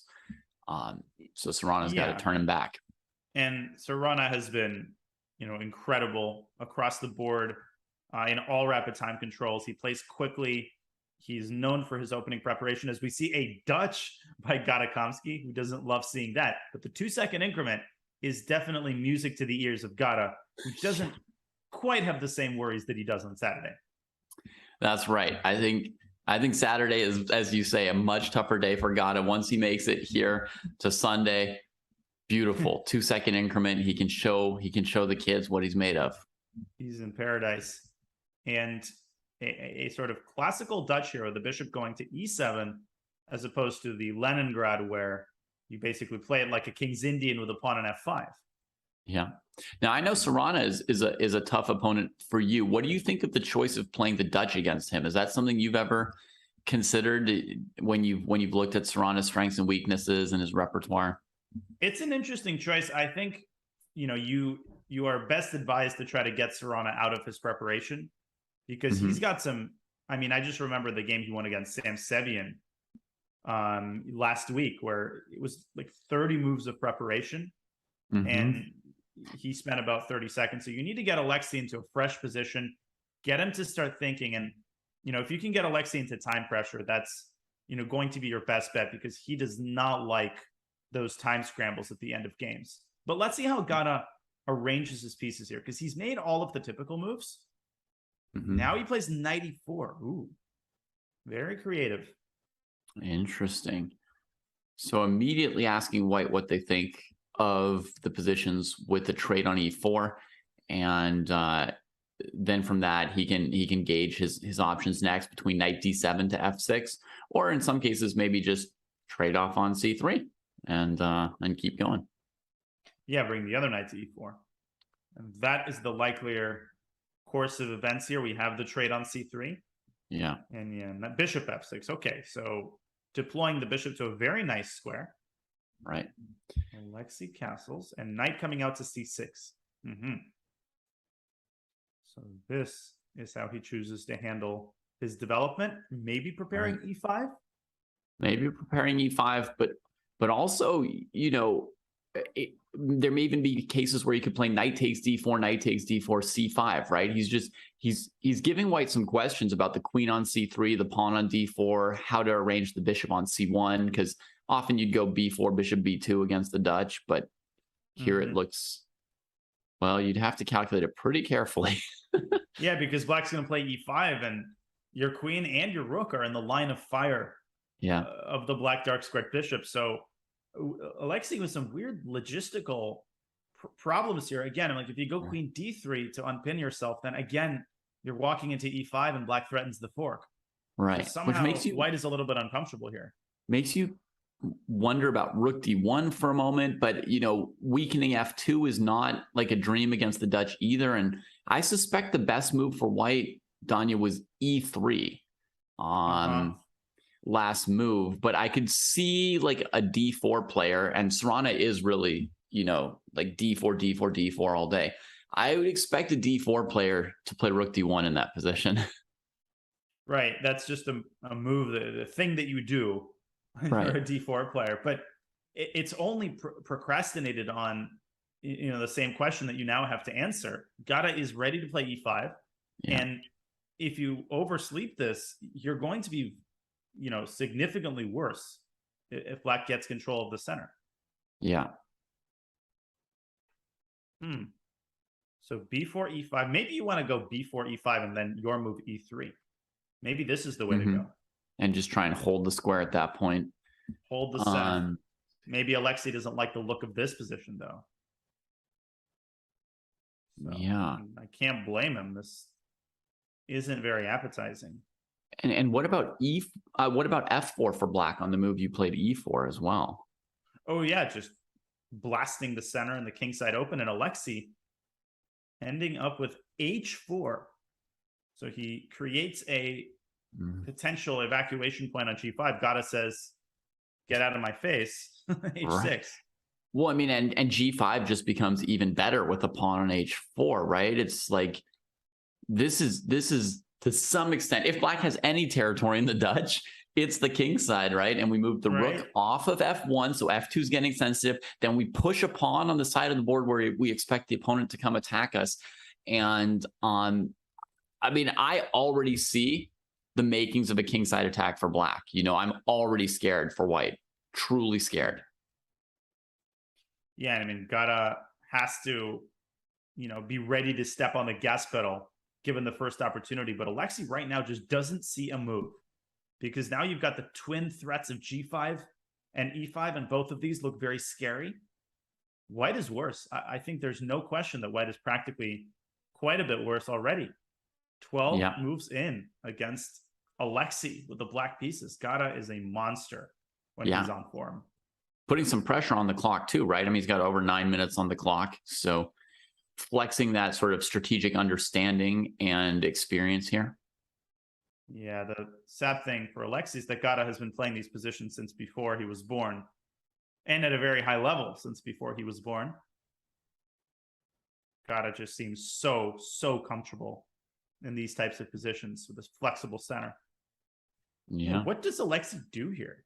Like, how do you actually put anything in the way of the kingside and central expansion? Do you go c5? Maybe c5. At least in order to trade on d6 and open the c file. And there it is. I like that move a lot, actually. Yeah. It makes sense, but I think it's too slow to really have an effect here. So would you go g5 with black? Or would you still consider e5? I think you're a g5 kind of guy. I am a g5 kind of guy, but I was kind of thinking I would play bishop d7 and then choose next move, which pawn to push. I am somebody who just likes to have my rooks connected. It just makes me feel ready for the party. It's like getting dressed. Right. You need all your clothes on if you want to start attacking. Yeah. Although not when you work from home. You know, that's true. For all we know, all you've got is a shirt. Right. Maybe I need to engineer a bathroom trip to, prove to everyone that I'm not fully a degenerate. But my worry with bishop d7 was that white would take on d6 and then shift the queen to b3. And you don't want to allow white to play d5 and cause problems on black's center. She was definitely struggling on c3. But right.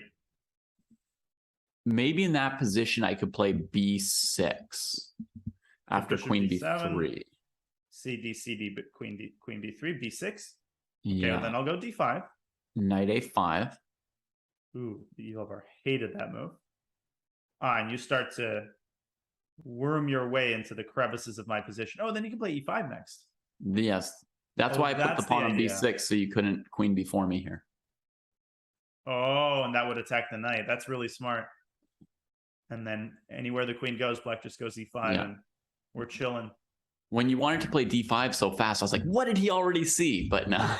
No, I just forgot that black can play e5. Yeah. Okay, but Gata in the meantime has taken 2 minutes. We were talking about that big time advantage, and that's starting to wither away. Yeah. He's using it here. I mean, it's a big moment, c5.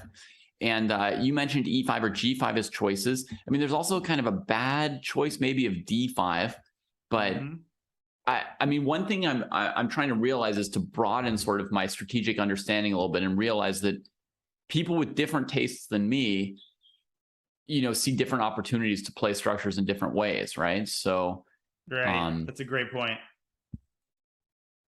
I feel like we, have very strong intuitions about like what constitutes good play in these positions. Then you see a grandmaster playing a move, and sometimes I find myself saying, like, yeah, I would never.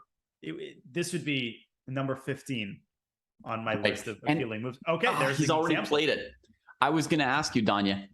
I wanted to say, and how bad would it be to just trade the queens on c5 and open the bishop on f6? But there's tactics. Queen c5, knight d4. Oh, you're not even trading the queens. Okay, I didn't even realize that was... Well, I am, but I'm trading them and winning a pawn. Okay, you're trading them in. Bishop e7. This might be what Gata's going for. Well, but here, White's a little bit freewheeling with bishop f4. Yeah, no, I agree that White had compensation there. And by the way, Alexei, he doesn't even recapture on c5. He plays bishop c1 to e3. Well, yeah, because Danya, I suspect after queen c5, if black just trades on c5, that it's just not a good position for white, honestly. I suppose so. And Alexei wants to keep winning chances alive. I love bishop e3. I think it's a great move. From black side, I just play queen takes c5, d takes c5, and then e5. And now, if you ever move the b pawn or the bishop on c1, black has e4. Otherwise, black plays, bishop e6, challenges you on the d file in a second. No, you're totally right. This endgame, this sucks because you can't play b4. Exactly. It sucks. That's the word for it. So d takes c5. So much for the c5 move. He thinks about it for a while and says, yes, in theory, in the Dutch, you're playing on the queen side, but in this position, my bishop on f6 is so good. I just open it up. Yeah, but I don't like this for black, to be honest with you. I think this is the wrong decision for a rapid game. Because now white is down a pawn. Yes, maybe the engine claims that there's not full compensation. Well, that's not even true. But if you compare this position to the one after move 13 when white played c5, it just seems like this is right up Alexei's alley. He enjoys positions where he's got dynamic compensation for a pawn, for example. So I think the next 3 or 4 moves are going to be very, very critical. Gata will have to respond accurately if he doesn't want white's initiative to get out of control. Yeah, bishop e3 was really clever from Serrana, and I'm not satisfied with what Gata did in response to it. I mean, I'm wondering if he couldn't have done, if he didn't have some other crazy move there in response to bishop e3, like f4 or e5. I mean, we've moved past that point now, but there may have been room for a more exciting option for black there. So maybe Gata wants to play e5 regardless of what white recaptures with. I guess we're about to find out. Because if black can go e5 and maybe throw in the move c7, c6 to blunt the bishop, you can see how black can consolidate and White's compensation could totally evaporate. Okay, well, White targets e5. He's got no choice but to advance e4 as well. And now the bishop on g2 needs to break out pretty soon. Yeah, and Black is like 2 moves away from completing his development, connecting the rooks and consolidating his extra pawn. So Alexei needs something spicy here. Yeah. Needs something with some pizzazz. Yeah. What is it going to be? And real quick, folks, this is a 10+2. It's a 1-game knockout. In theory, if either player wins this game, that's it. They go on to the semifinals. If the game is a draw, then they switch colors and play a 3-2 blitz game with Gata with White. So it's really just 1 game to take it all. Absolutely. And that's what makes this so intriguing. One little mistake, one inaccuracy is all you need to commit.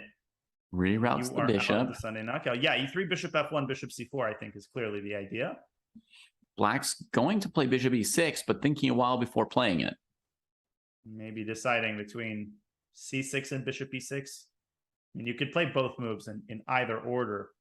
But there are some subtleties here that Gata should incorporate into his thinking.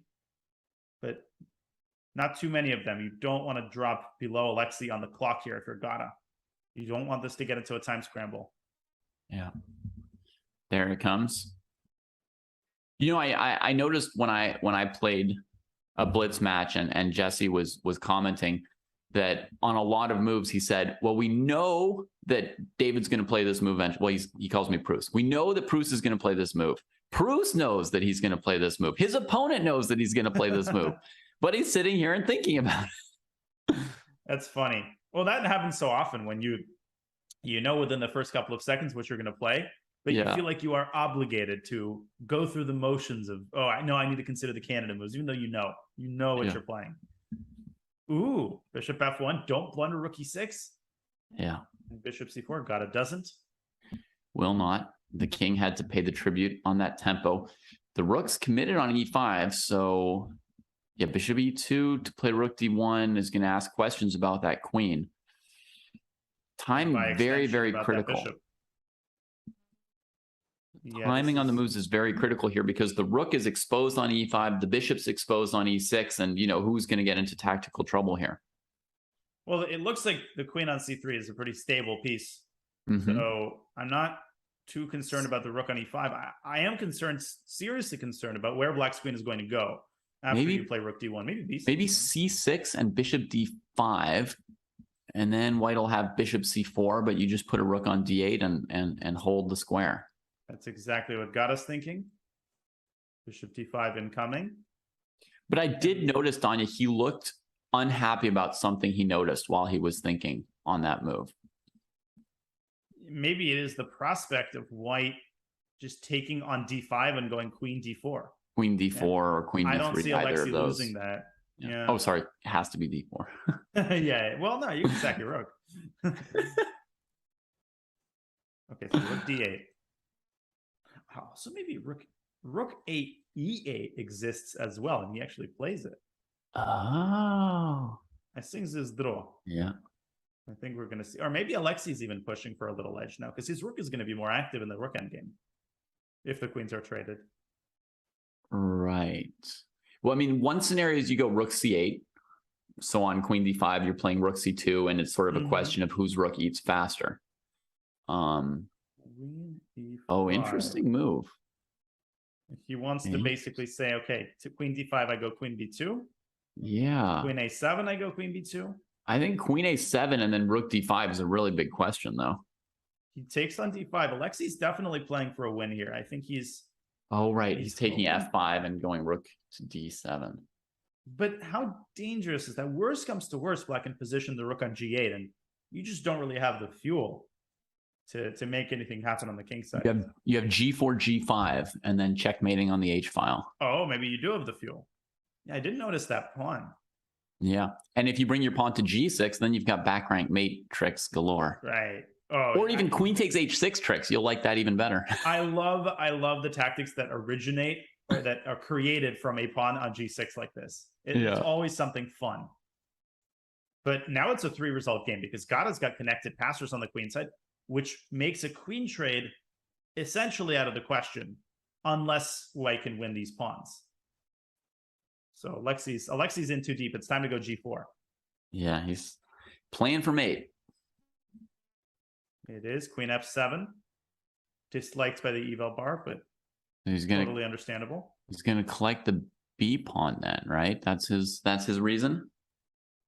Yeah, but queen f8 might be a little nasty defensive move.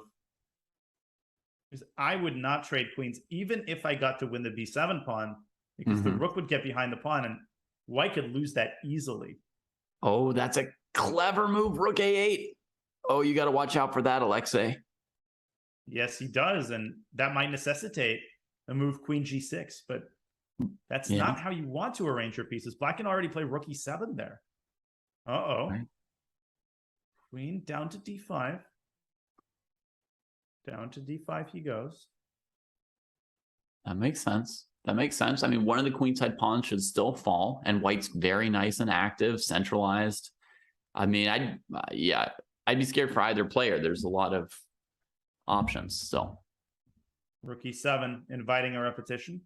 I don't know if Alexei really has a choice at this point. Not that he minds a blitz game. 3+1, that the lower the time control, the more he is favored.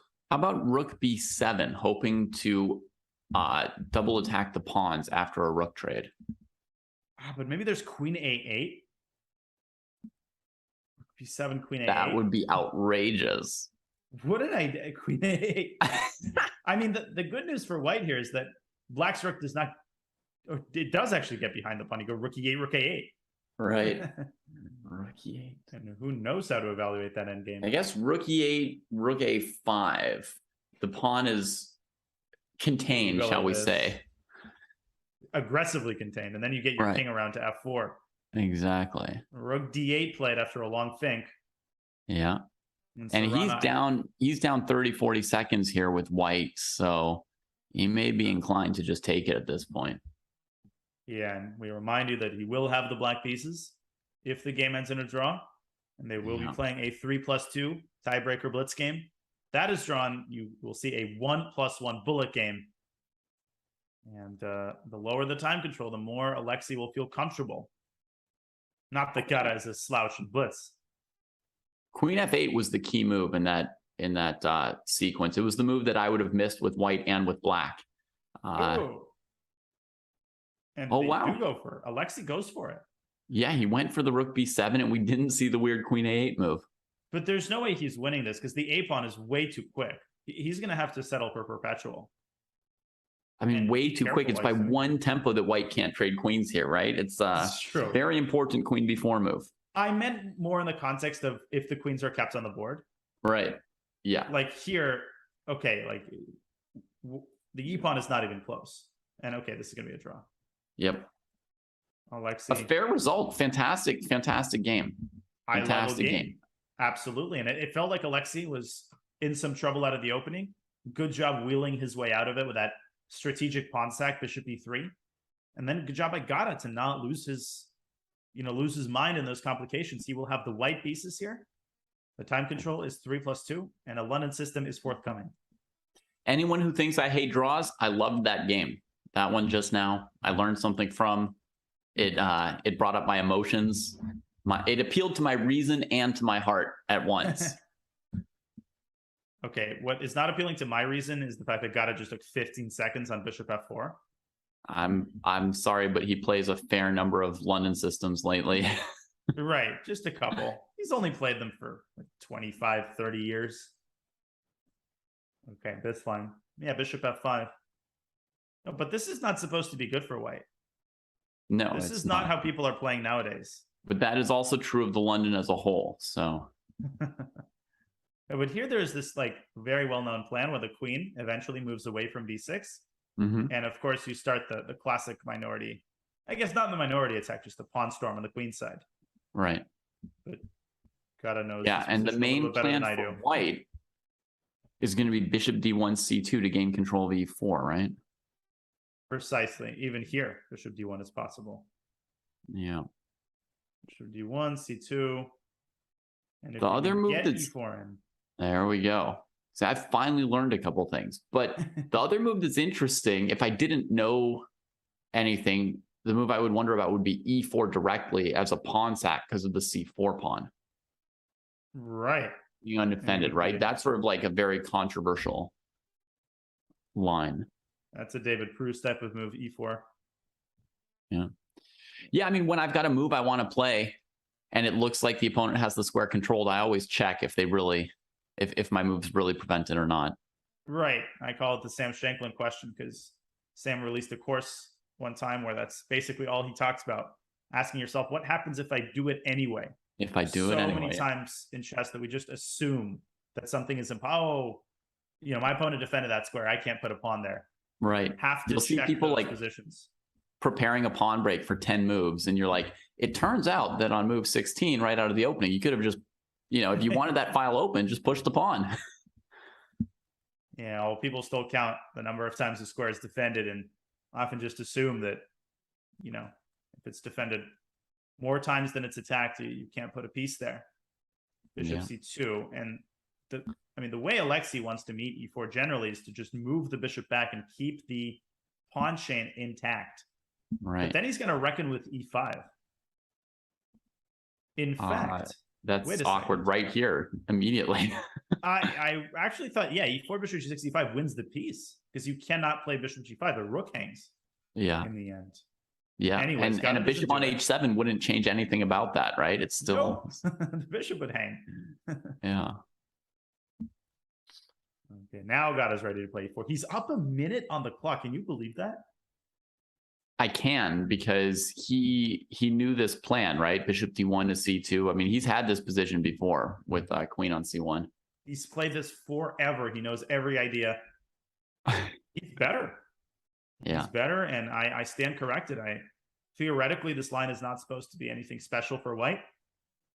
Man, do you see him jam a4 in 0 seconds? The moment the queen backs up to introduce the b5 idea, it's just muscle memory for him. Hold your horses, says Gada. You ain't going. I mean, you can go b5 all you want. I'm going to take you on b6, and you know he's going to siege that c pawn. I've gained a little too much space a few times in my life. You know, kind of like excited to take over the board. He's going to play rook a4, knight f to d2. Careful with that c pawn. Watching Gada arrange his pieces is so much fun. I mean, look at how they flow. Rook comes to a4. Every move is consecutive, follows through on his plan. Alexei trying to manufacture counterplay, but he's going to lose this pawn, as you said. Knight f d2. Man, it almost feels like I've seen Gada play before or something. I know. And he patiently, he brings his rook into the game. Alexei might be lost here. Jeez. Okay, rook e8-1, tying down a rook on a8. I was going to say, you know who's not impressing is the bishop on f6, and then it retreated. Right, that bishop was so lame. And the important thing is that knight d6 used to be a thing. Yeah. So that's why I thought Gada should have played knight e5 or knight ft2 on the previous move. Mm-hmm. But he can... Okay, because rook a5. Oh, and now he goes knight d2. Yeah. But okay, knight b6. Alexei holding things together Queen for the time e4. being. Queen e4, though, going after a6. Ooh. This is spicy. Ow. Exactly. Oh, man. For Gada, this is like tic-tac-toe. He's just like, I connect the 3 and it's done. He's making it look ridiculously easy. And Alexei, he has to keep the queens on the board. That is the right decision. It's his only chance. Yeah. And which knight is Gada going to take on c4 with? I would imagine the e knight. Yep. Because knight dc4, there are some f6 shenanigans. Yeah. And I don't think Gada's planning for shenanigans to decide this game. Just good old classic, you know, isolated pawns, attack them with your pieces, put your pieces on good squares. Indeed. Knight e4, bishop g5. Wait. Oh, knight d6, there's queen takes b2. Oh, wait a second. Does Gata it might have anyway. rushed that. Gata might have rushed that. I think Gata missed queen takes b2. Well, he's got knight d2 to c4 here, doesn't he? Then queen takes c3. Oh man, I feel And like then Alexi's knight starting to turn this c8? around. And what's wrong with knight c8 then? Yeah, I mean, I'll play rook c8, and I just feel like Okay. we'll see that on the board. Okay. So queen c3, knight c8 is what you're saying. Yeah. And then maybe queen takes c4. Huh. Queen takes Let's- c4, there will be... Oh, yeah. There is queen takes c4, possibly. Okay. Oh, he plays rook c8 after all. Yeah. Knight d6, knight e5, but look at that knight on d5. It's a monster. Mm-hmm. Uh-oh. Rook d8. White's knight is suddenly in some trouble. Yeah. Rook a6, rook d6. Oh, Gata's losing the thread. Yeah, that's the bad news. Gata is losing the thread here. Rook b8. Knight c5, probably. Mm-hmm. You know what you have to be careful about? These tactics with like... Okay, never mind. I was going to say knight f6 and knight g4. The real I mean, white's in danger as long as those rooks are both attacked by the queen. You know, you need time to get them off of. Oh, he finds knight e6. Pow, pow, pow. Knight b4. And Alexei blundered that, but his pieces are still active. Right. That was the best possible way to defend the pawn on d4. Right. Knight takes it while taking e6. Yeah. But now he's got to step back with his knight. And will Alexei snag the pawn on d4? I think he will. Black will always have reasonable drawing chances here, right? Because white's got no pawns on the queen side. So I think anyone looking at the eval bar, it's kind of exaggerating the situation a little bit. No, this is a draw, I think. And Gata allows Alexei to get the two rooks off the board. Knight d4, though. No, that's not the way. You had to keep your knight. Queen Yeah, C1 that's a draw for sure. Oh, Gata just taking his foot off the gas pedal there completely. And Alexei offered a draw, which Gata declined. Mm-hmm. No, this is a dead draw, King G6. I mean, even without the pawn on a6, which he just gave up, by the way. Yeah, this is over, and they're going to play a bullet game. And we are going to see a bullet game. And a draw by agreement. Is my memory right that the bullet is 1+1? There's a 1 second increment on it? The bullet is 1+1, yes. So this was a 2 second increment. The bullet is a 1 second increment. And I love watching Gata play bullet. He is not a bad bullet player. He can be really fast. We saw that in this last game, as long as he gets a position he's comfortable with. Okay. Here we go. And a disappointing game for Gata. He was so close to winning that. All right. Yeah, I mean, everything was going his way, and then it sort of exploded into the formless phase of the game, right? Where the pieces aren't on squares defended by pawns. The structure's kind of gone. Right. Right. And the decision to go after Black's exchange was unwarranted, gave Alexei a lot of activity. But anyways, Gata up on time again as he puts pressure on the d4 pawn. I like this for Black. Gosh. Alexei has been struggling in the opening phase. Yeah, a little bit. B5 will be the pawn break for Black. Classic. And of course, Alexei has to be very careful about that bishop on a7, pinning the f2 pawn. Yeah. And another bishop joins it. Twin diagonals. Coming out. 20 seconds up and knight d3 incoming. Oh, my lions. Grabs the bishop pair. Alexei takes a second to be unhappy about his position there with a little head shake. Things are very, very... Oh, bishop b2, knight d4. Bishop b2, knight d4. Oh, he missed it. He missed it. Oh, man, he could have won the game there. And he still has it. Oh, God, is just not even looking for tactics here. No, he's keeping his time over 50 seconds, Danya. You know, he just put every piece on a good square. That was child's play there. Gata has to see that stuff. And he's given up the pawn on b4. And again, it's starting to go up downhill. Right. Or is it? Well, I mean, he's still... Alexei's got 20 seconds. I don't know if one pawn is compensation for 20 seconds here. He blundered the exchange. Knight d3. The rook is trapped. Oops. I mean, now he finds knight d4. I can't believe the kinds of positions Gato was getting out of the opening, and he's just not able to keep control over the position. Yeah. Oh, and the knight's coming to d5. The knight's coming to d5, and white is tearing black apart here all of a sudden. Yeah. Queen e5, knight b6, queen b6. Still not over. Rook d1, rook d5. I think. Okay. So for the moment, white's still up 1 pawn. Never thought I'd Black say kingside is. Black ahead. kingside's bad. Black rook is far away. Whoa. Alexei, though, he's giving away a bunch of his pawns. Queen f5, Grabs the though. other one too. Oh, there's and nobody he's on the gonna king get mated. side. Nobody. Anybody home? Oh, now the knight's not home.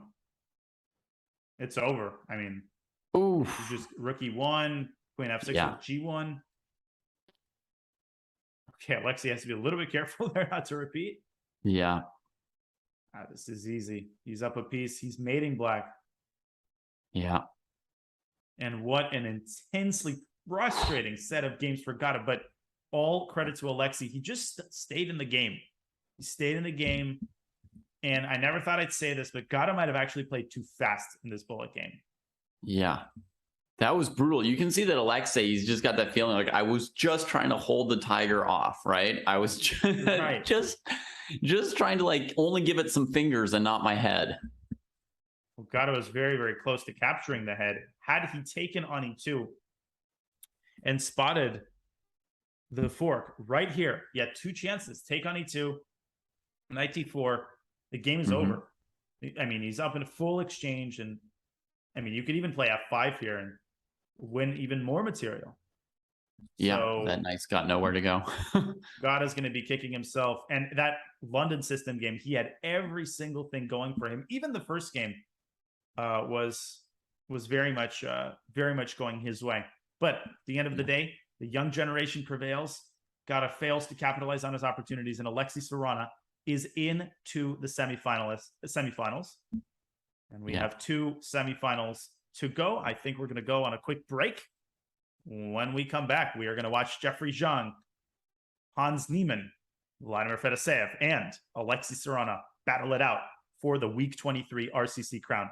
We'll be back in just a couple minutes.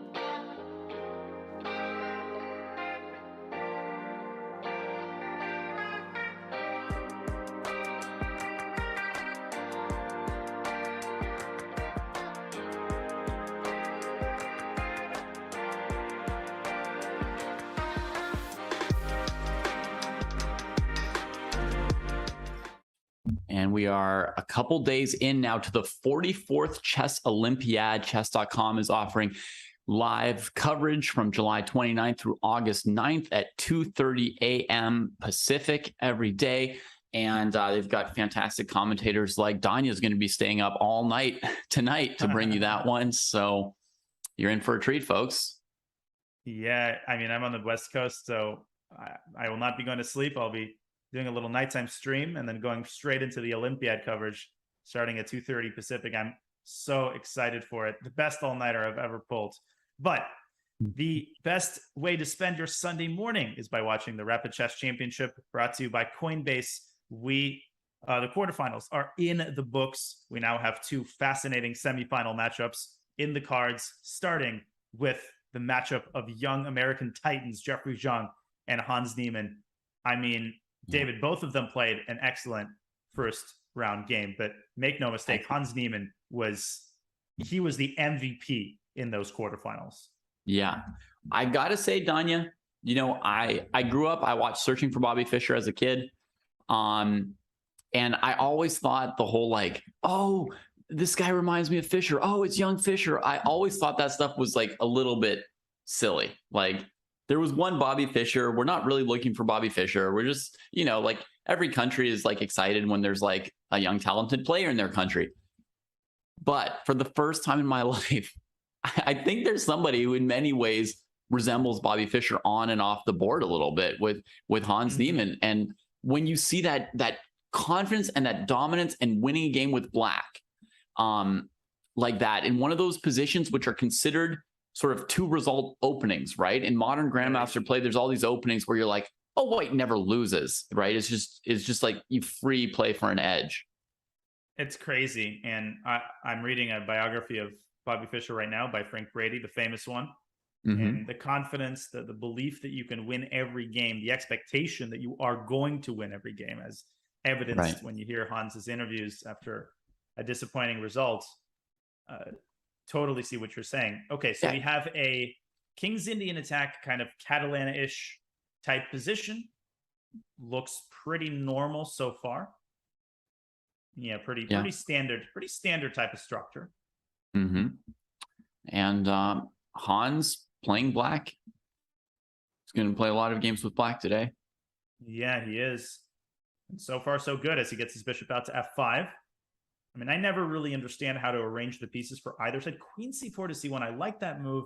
Gets the queen out of the vulnerable spot that it was in. And of course, you're also eyeing the move bishop h6, which he could play now if he wanted to. And he wants to play knight c3 as so often in this opening without having the queen sort of stuck in front of all the other pieces. Right. Although knight c3, knight b4 has to be accounted for. Doesn't seem like the scariest instance of knight b4 I've ever seen. I mean, white can play queen d2, for example.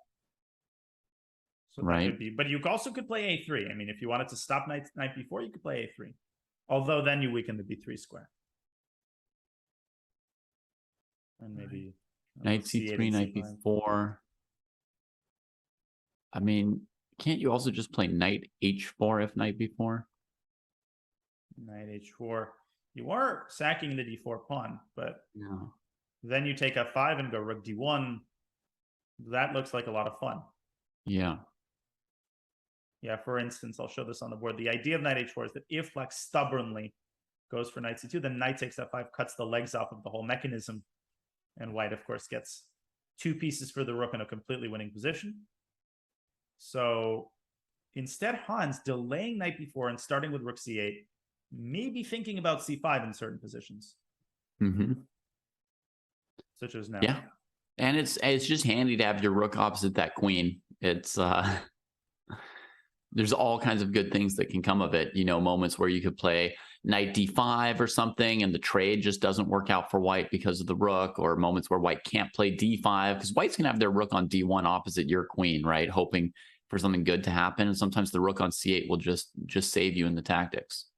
That's exactly right. And you know, knight d5 becomes a heck of a lot more appealing when you know that knight takes d5 is essentially impossible.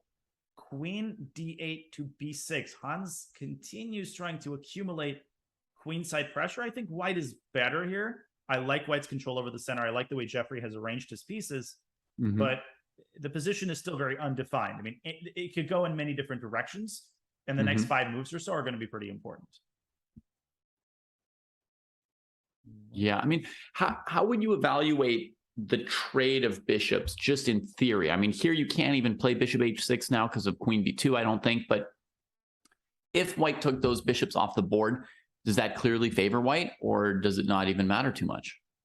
I think it doesn't matter as much as some people might think it matters. And normally, you don't want to give your fianchetto bishop away, but here the other bishop is quite fine. Black's king is safe. There's no concerns over the king safety. But I think it favors white. I still think it favors white. I still think I'm old school in the sense that anytime you lack a bishop like that, you're always going to worry about the dark squares. Right. Okay. It's interesting. Someone in the chat says right now a USA Olympiad B team would be Nakamura, Zhang, Niemann, Sevien, and Robson. Yeah. Try that on for size. And if you think about it, Robson has been the alternate on the A team just a few years ago. So that he could now be the alternate on the B team. I mean, it's an explosion. It really is. Yeah, USA Team B would have had chances to win the whole thing, much like India Team B does. Yeah, much like India they might win. Yeah. Okay, 95. Maybe swinging back towards C4 and causing some trouble to the queen. Yeah, just a very good square for that knight, and it's got more good squares at its fingertips. If white played knight c4 as a follow-up, black would be on queen b4. Risky move that holds it together, I think. So thoughts and prayers to the queen. Condolences. You lived a good life. But it's not easy to try. The queen is a very slippery piece. And a lot of people just kind of assume that you attack the queens once you trap it. It's really not as easy as that. Okay, so what is Hans going to do? Rook fd8 to me is the natural move. But it might be the case that he's worried about knight c4 and calculating the ramifications. Yeah. Yeah, and he's playing at a slightly more normal pace this game. I mean, props for being a little bit ahead on the clock, but more normal. And ultimately bishop e6, preventing knight c4. I like that move. I think knight c4 was annoying. And this does open up a likelihood that white will play bishop h6, because with the bishop no longer on f5, taking on b2 could run into some rook b1 move at some point. Although I guess the knight will hang. Do you notice that we've just conjured Ray in chat somehow? Yeah, we have. We've created him. As well as a fairly obvious question from Laz MC. Why isn't Jeffrey commentating today? And I like to tell people to always take a stab at answering their own questions. Just give it a quick try. See what happens. It's funny, Robert has sent me this tweet right before the candidates tournament, which is Fabi did such a good job for the chess.com World Championship commentary. Why isn't he doing the candidates? And for a while, I was like, yeah, I was kind of nodding my head along. So, yeah, that's pretty good question. Then, of course, I realized that he was playing. But it took you a beat also to be like, yeah, you're right. He is a good enough commentator. He could be doing this game. Yeah, now that I think about it, this is a pretty foolish decision not to bring him on board. Yeah. Who would know more about what's going on there than him? Exactly. Someone who's been through it before, or even now. Yeah.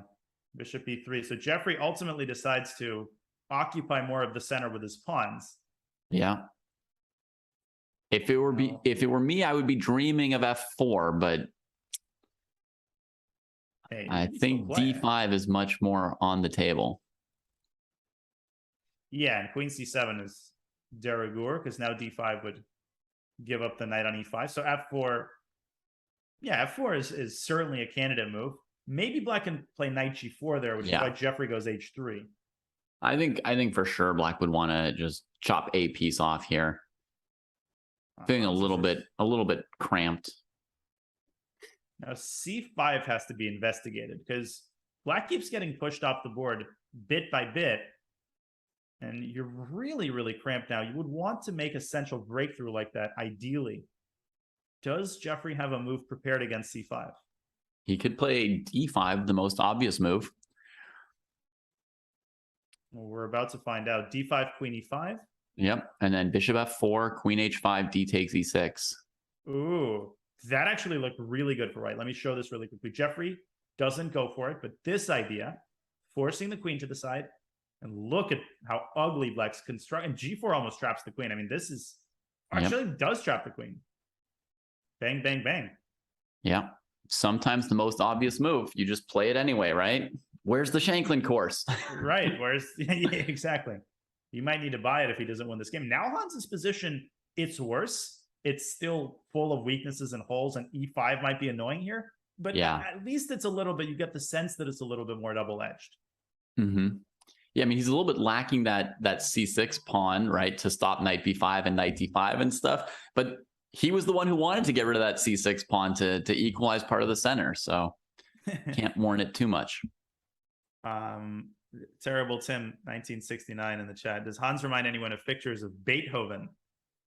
Have never thought about it that way, but I can conjure up a portrait of Beethoven in my mind. I can see the hair and the very intense facial expression. Oh man, getting compared to Bobby Fischer and Ludwig von Beethoven in the same day.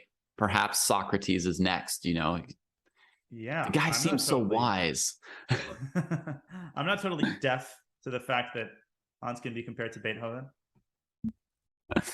Fair enough, Danya. Well played. Many people got that in the chat. Well played. Thank you. Queen e3. Well played by Jeffrey to prepare e5. And thank you, Chesscraft, for the raid. Big time raid from Eric and Aman. I think Aman is playing in a tournament right now. So hope that game went well. Welcome everybody to the Rapid Chess Championship. We're watching the first semifinal game between Jeffrey and Hans. Uh-oh. Yeah. 96. 96. So he's looking for knight takes knight, bishop takes knight. Ooh, apparently the move e5 here is incredibly strong. Oh my god, because knight d5 is coming later. E5 is the move that White's been angling for the last 2 to 3 moves here. But it's actually quite simple, because the moment, I mean, you can take on g5 all you want. I don't care about the bishop. What I care about is this. Knight takes e7 ends the game. Yeah, that's too powerful. That knight d5 move, shoot. I think Hans forgot that his rook and king are unforkable squares. The bishop isn't hanging.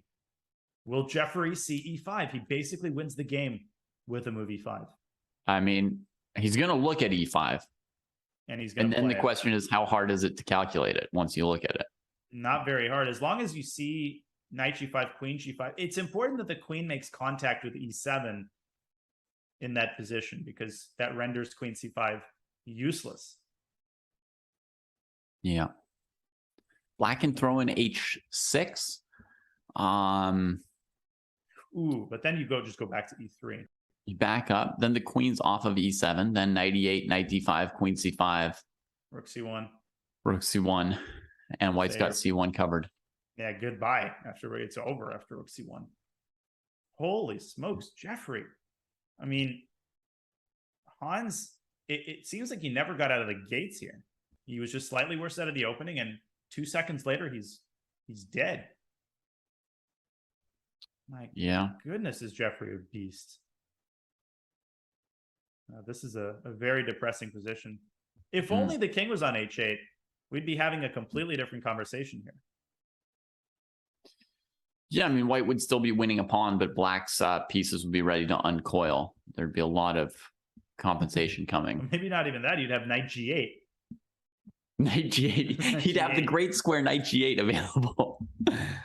And just hold it all. The old New York Park trick where you pretend to knock over a piece, then you put it on a different square, the square you want it to be on. I remember Maurice, there was that viral video of Maurice playing a game in the park, and his opponent, he was up a piece, and his opponent did that. He like knocked over a piece, and with his sleeve, he took away one of Maurice's knights. And I feel like he didn't realize like who he was playing against. Like, that is not going to work against a GM. Wow. He remembers the position. But he was slick. He did it with the sleeve. That's pretty good. It was so slick. It was honestly very impressive the way he did it. Knight d3. I feel like that gives you a chance against a GM, because a GM would never, I mean, like you're in a tournament, no one would do that. It's not the kind of like move you're looking out for when you're playing. No. But it's just that you're always aware of how many minor pieces you have. Right. You're always going to notice, like within a move or two, like wait, like something's been taken off the board. It's not like you don't know where the pieces are. Yeah. People have done all sorts of weird stuff against me in simuls, but I'll share some of those stories in the next game. Is this resign time for Hans? I mean, he has to move the queen. He loses the knight. I think he's going to resign right here and right now. Yeah. And h6 does not help because white takes on c5 and takes on f6 anyway. I think it's over, ladies and gentlemen. Yeah, maybe throwing the move h6 and just makes. Well, I mean, it's Jeffrey Xiong. You're not playing somebody anonymous in a park here, so. Yeah, queen c4. Okay. White is going to maybe gobble up another pawn on a5. It makes sense for Hans to make a couple more moves here, but not more than like 5. Okay. I mean, if you're knocked out, you're knocked out. He's got nothing else to do today, so he could just play to the last grain if he wants.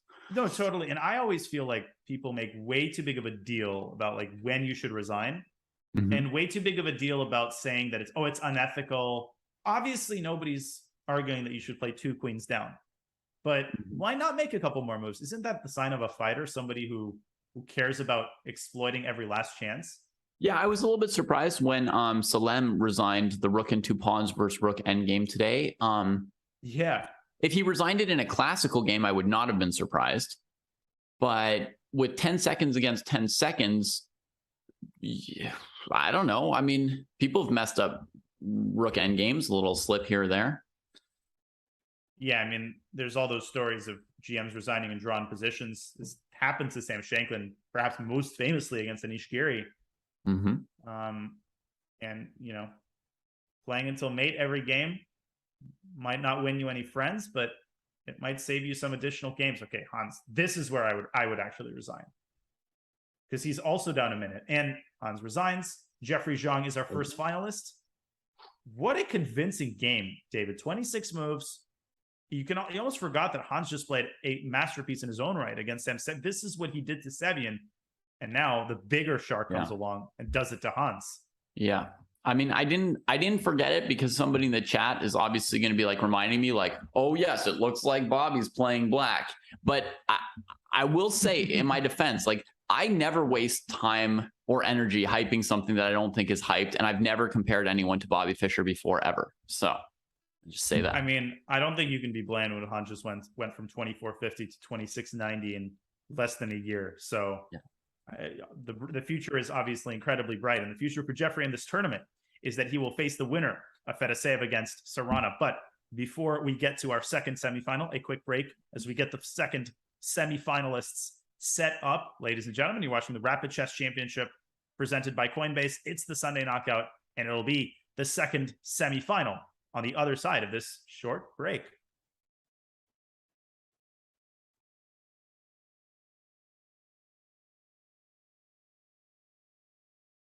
Could this be a draw? It should be, but I'm worried. Even if Fabiano's ahead in the clock, I'm worried for his time. Yeah, but if you might play rook takes c5 at some point. Oh! What Sorry. an idea! Okay, but it actually helps black But out. it's not it's go 58 ball. Now black's got activity. No, it's gonna backfire for Fabi. Knight takes a4. Now Sergey's rooks are streaming in.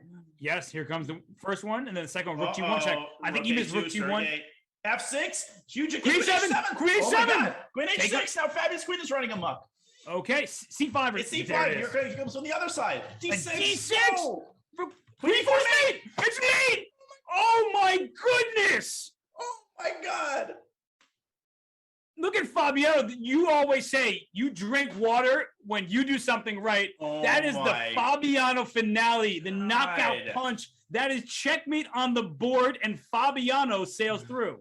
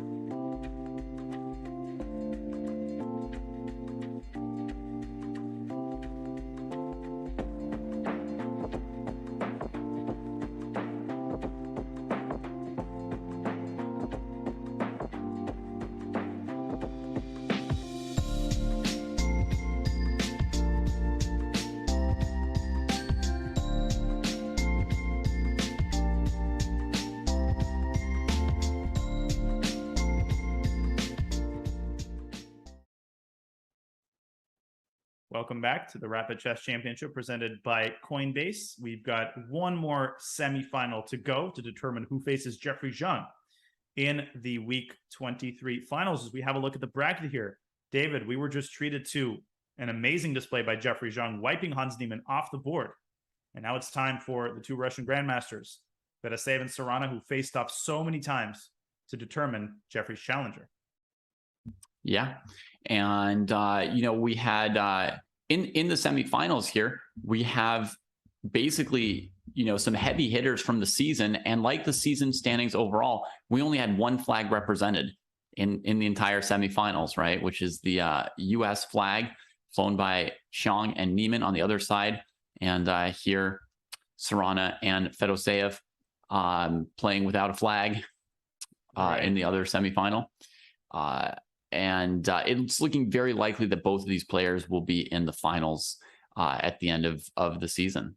So, and I'm pretty familiar with both of them. I've played them over the board. I'm good friends with Fedoseev, and he is just, I talked about it earlier. He's such a scary rapid player. Serrano's going to have to improve his play in comparison to the match against Kamsky, because Vladimir is not going to let him slide in some of those positions in which Gata lost the thread of the game. Yeah, I mean, you could see it on Alexei's face. He didn't enjoy basically any part of that match. Not even he wasn't even celebrating when he got the result. It was like 3 torturous games of being on the back foot, defending, sort of feeling a little overmatched strategically. Right. So, yeah, he's not going to be feeling super pumped or confident after that one. And I already like Fedoseev's position here. He managed to push d4, which is something that Black often tries to prevent in this line. He takes on e5, and he's got control over the d5 square, and Black doesn't have the equivalent square at his disposal because White has kept the pawn on c3. It's a classic type of position which arises in the King's Indian. It arises in many different types of openings. Yeah, he just has to get that knight from b1 to a good square, right? Might take a little while. Yeah, and in the meantime, Black could expand on the queen side with a6, b5, for example. So I wouldn't overstate the case here. I think White is a little bit better, but it's nothing special. Right. White could consider moving the bishop again here in order to prevent b5 with a4, but I did not expect it to trade. No. He's like, hey, I'll move the bishop for you. How do you like that? Yeah. Gives up the bishop pair, but at least now he can play knight a3. He can play a4 first, as you're saying. He goes c4. Wow, God, I'm not able to predict any of his moves. Oh, and that knight heads to d4 really quickly. He's like, I'm not as far away as you think I am. Yeah, maybe Fedoseev missed knight b8, because if not for knight b8, then what White does makes a lot of sense, because obviously he gets his knight to d5 pretty quickly himself. No, this is not what the doctor ordered for White, I'm pretty sure. Yeah, I love that retreat. I like the cleanness of this position. It looks like they've just started playing with all the pieces on the starting squares, one piece developed each. Pawns on e4, c4, e5, c5. It's weird that they've made 11 moves, and the position looks completely different 3 moves ago. You probably didn't predict that one either, that he would outpost the queen and not the knight. Not the knight. God, this is a very, very strange game.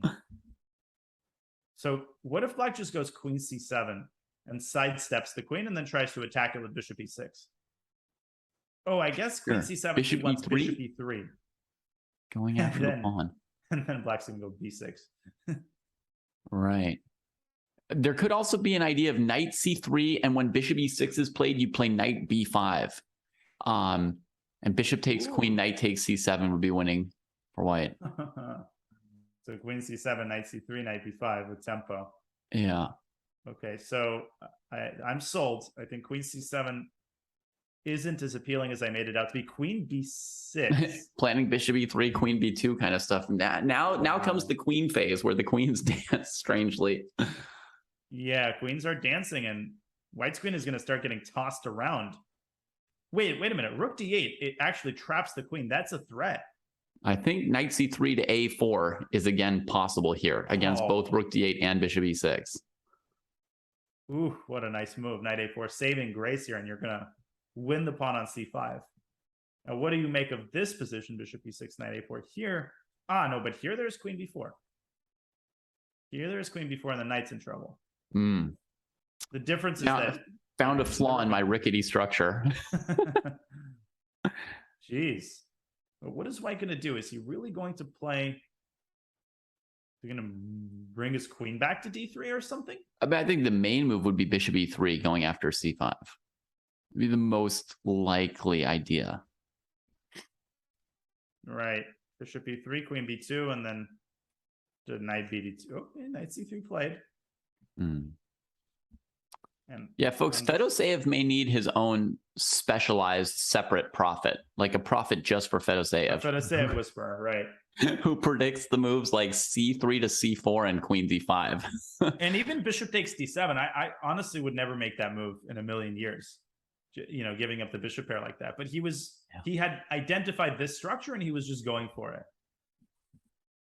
And how many like structural transformations have we had in the first 13 moves? First, White occupied the center, then Black played e5. Right. White traded, then played c4.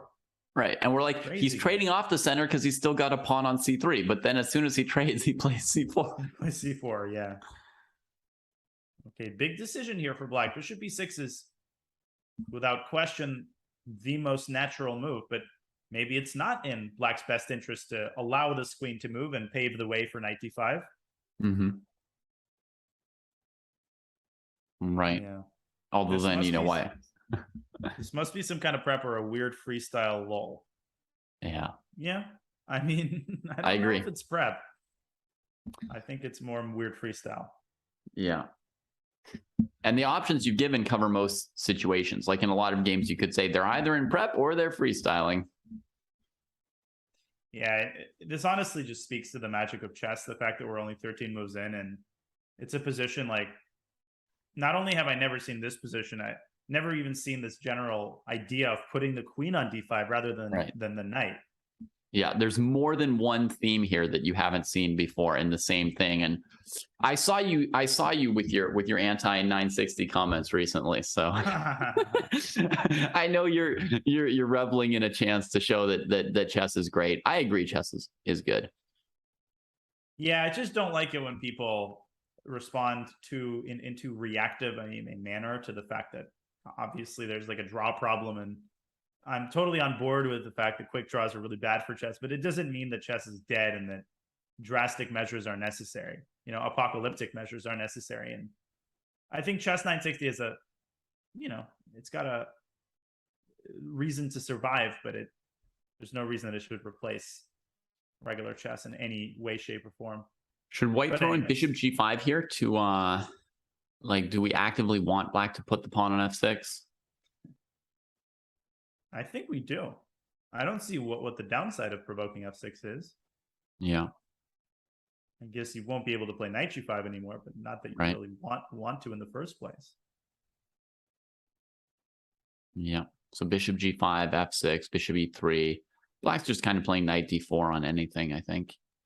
Not too much else to do. Maybe b6 first, although perhaps you shouldn't procrastinate with knight d4. And then I guess there's a question as to sort of long-term, what's White doing with the f3 knight? Because I'm imagining I don't really want to trade on d4. So I want to, dance away somewhere, but I don't know the best spot for dancing. Yeah, it's just sort of sitting there, and you would love to actually give it a job. No, that's actually a problem within White's position, the fact that this knight is unemployed. Okay, so bishop g5 played. Now he starts thinking. What is he thinking about? Maybe bishop d2 he's thinking about? Mm-hmm. Or bishop h4? I don't know. Yeah, I mean, bishop d2 is possible, but I feel like the knight's going to d2 next move, so... Yeah, you want to keep that square open, that's for sure. Yeah. And finally plays bishop e3. Okay, now we've entered a pretty slow-moving phase of the game where, things have kind of stabilized. We have a ceasefire. And this is where both sides try to improve their pieces in preparation for the center reopening. Black could consider the move F5 here, even now. Yeah. And I finally have a plan for white, Danya. It took me a long time to come up with, even an idea. But my idea for white is to play B4 to try and undermine C5 and D4 a little bit, and generate some action away from where black will perhaps play F5 at some point. And that's kind of a classic plan when, there's a D4 square, you want to hack away your opponent's control over key central squares. So the move A3 should be considered in this position, or maybe even the immediate B4, although I'm not sure about that.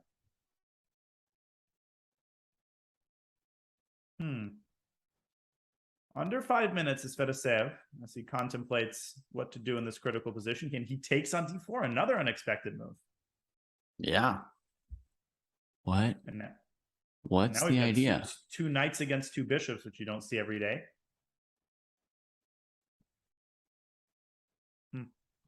Yeah. I mean, your move. I'm really struggling to predict his moves, though. I mean, it's hard to figure out. Even the idea of B4 took me a long time to even think it might be an idea, and he's playing tons of moves I've never considered. Yeah, no, same. I'm usually all for creative ideas, but these have just been something else. And it's starting to make some sense. His pieces are quite harmonious. The knight coming to B3 and putting pressure on C5. And, I wouldn't... I think I would just trade on B4 as black. Normally I defend structures for too long. But I think here you just want to play freely with the bishops and just avoid getting a static target for white to attack on C5. So I would just take on B4 and say, okay, whatever. Yeah, and queen takes D4 is not as scary of a prospect as it may appear because it opens up the door for something like F5. Maybe not immediately because white can respond with that with E5, but generally the position opening up favors the bishops, and I agree with you. CB should be taken very seriously by black. Okay, so Fedoseev could play A3 to take the stick. Whoa. Queen G3 offering a queen trade. Yeah, another move out of right field. Did not see that coming either. Man, if I were playing guess the move, it would be well under 40%. Scores would be just atrocious. Even with recaptures and 1E4 to help me out, I would just be... Yeah, watch him take back with the F pawn or something. Right. Just to be contrarian. Yeah. I remember Magnus famously did that in this game against Mamedyarov. He took F takes G3 and it was a novelty and it was on nobody's even radar. But here it wouldn't make any sense. No, indeed, which just makes it all the more surprising. Right. Black's choice is mainly to trade queens. Yeah, you certainly don't want to blunder the queen on D6. You can defend it, but you actually have to be also very careful about knight C7. And if you defend it with the A rook, and what is the purpose of that? And white will actually, if you do this, then white's going to take and exactly create the static. Yeah, this is exactly the nightmare that you talked about. Rook C6 and Rook C8 both succumb to forks, and you do not want to take on D5, especially in this position. So that's out of the question. Yeah, that's exactly the scenario that I have been in too many times. I'm like, oh, I've got a pawn in the center. Oh, I'm defending a pawn chain. Oh, my position's strong. I should just be able to hold it all together. But chess is much more dynamic than that. You need to be freer about switching advantages and letting go of something that you think you have. No, that's a very well put. And players tend to fall in love with protected passers and visually appealing situations. It's a lot harder to perceive a static weakness and how that hurts your position. So this is quite an instructive moment as Alexei has gone deep into the tank. Yeah. My inclination is, I think, as is yours. Oh, wait, but if he takes and takes, there's knight C7. Right. There will still be knight C7 hanging over him. Yeah. I didn't see that. Oh, sorry. I thought you'd mentioned that there was knight C7 in all these positions. Yeah, but no, I saw it for some reason, like in the position before the trade, but I forgot that after the trade, it's still a threat because the square is undefended. Oh, okay. Yeah. No, but this is a problem. He goes rook a b8. Yeah. And now this knight b3 idea can. You definitely come into mentioned he play. couldn't play rook c8 to avoid Right, because of knight anything or to reinforce the pawn. So he comes up with rook b8 and now trading on c5 followed by knight b3. And for the first time, I feel like I would understand Fedoseev's position. Like I'd be like, huh, wow, white's doing pretty good.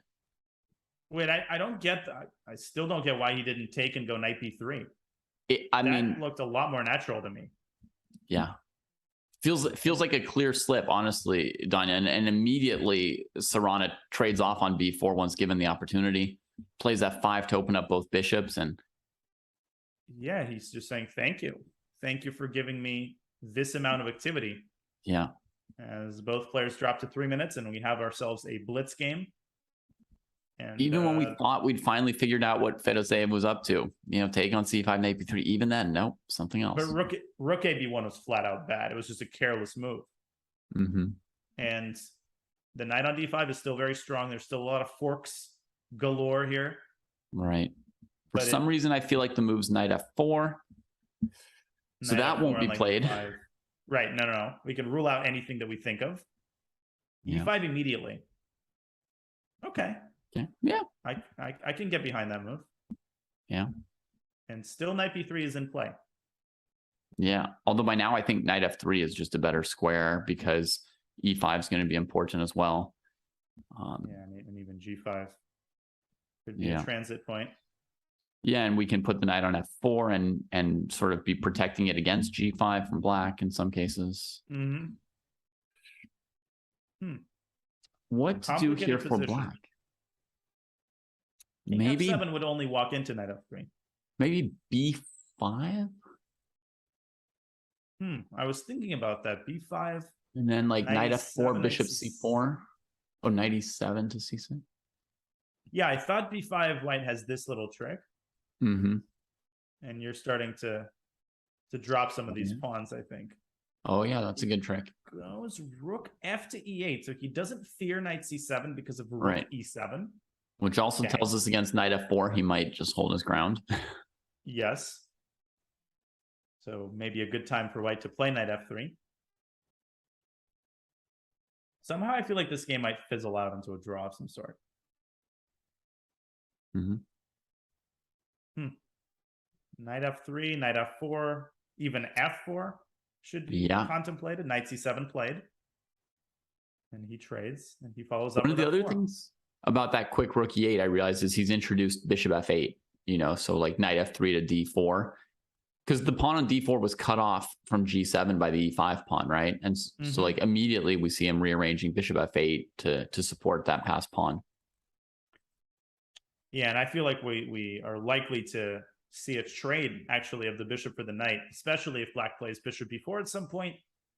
Fedoseev drags his king a little bit closer to the center, king f1. Yeah, by the way, I was still looking at the move b5 there. And, maybe I look too often at tactical solutions, but activating that rook, trying to make the d4 pawn a strength before it can get sieged by a white king on d3.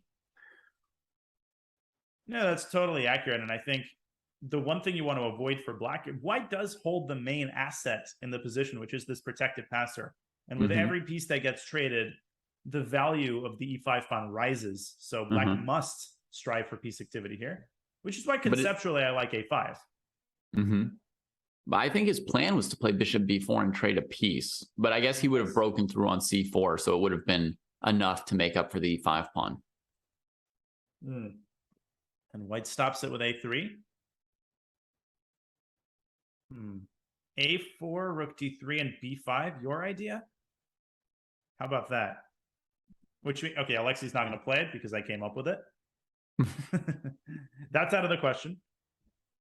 Maybe a4 and bishop c5 first. I don't know. Right, because the rook on d3, if you play b5, maybe just rook takes d4. But he's trying it. He's trying it. Went for it. I think that's the first thing I predicted this game. And hopefully not the last. Yeah. Okay, there's rook c3 here. Mm-hmm. But he goes for the less adventurous recapture. Right. Weird position. Rook c2. The other rook coming to b2, though. White could lose control of this pretty quickly. Right. Also, white could win very quickly with e6, e7. So it can go right. It can go more than one way. Like, I guess if black plays rook b2, e6, rook d2, e7, black gives a draw with the rooks on the second rank. In fact, I think that's exactly how this game is likely to end. Is going to end? Okay. And it's like the first true calculation in a long time. Yeah, and maybe this entire game. I don't know if Vladimir is thinking about playing for a win. If he is, then rook e2. Rook e2 could be his move. But you could also get checkmated there. If black unpins the bishop and then brings it to c5, I would be terrified of a position like that. Yeah, a3 is fixed on a dark square. That's not helping white at all. In fact, I do see like a checkmate. Like if black throws in rook c1 and you don't repeat positions with rook e1 and play king f2, then king f7 is threatening checkmate with bishop c5, king f3, rook c3. That's absolutely true. And with every ticking second, Fedoseev, he sees that he has a draw in his pocket, so he's not in a hurry. Yeah. You know, he can play this with 5 seconds, and he will. And he does. Right. And it's a draw, and we have a blitz. Little blitz playoff. 3+2 coming up. Okay, draw is a fair result, I think. Yeah. Fedo offers a draw. Alexei has not responded yet, and there it is. The draw is taken. He's like, maybe I'll win this position down to queen. Yeah, I've got some chances. Yep, exactly. You can throw in some checks. Yeah. The funny thing is Fedoseev couldn't have lost that even if he tried, because the king literally has no other squares but the right square. Yeah. And we are off. 3+2 time. 3+2 time.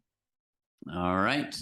So now the ball's in the other court. Serrana has the white pieces, and Fedoseev has to defend one and hold his ground. A somewhat more conventional opening to start Nimzo Indian. Rubinstein variation. Yeah. Yeah, I mean, after the last game, which felt like from another planet, there's some comfort in recognizing a pawn structure.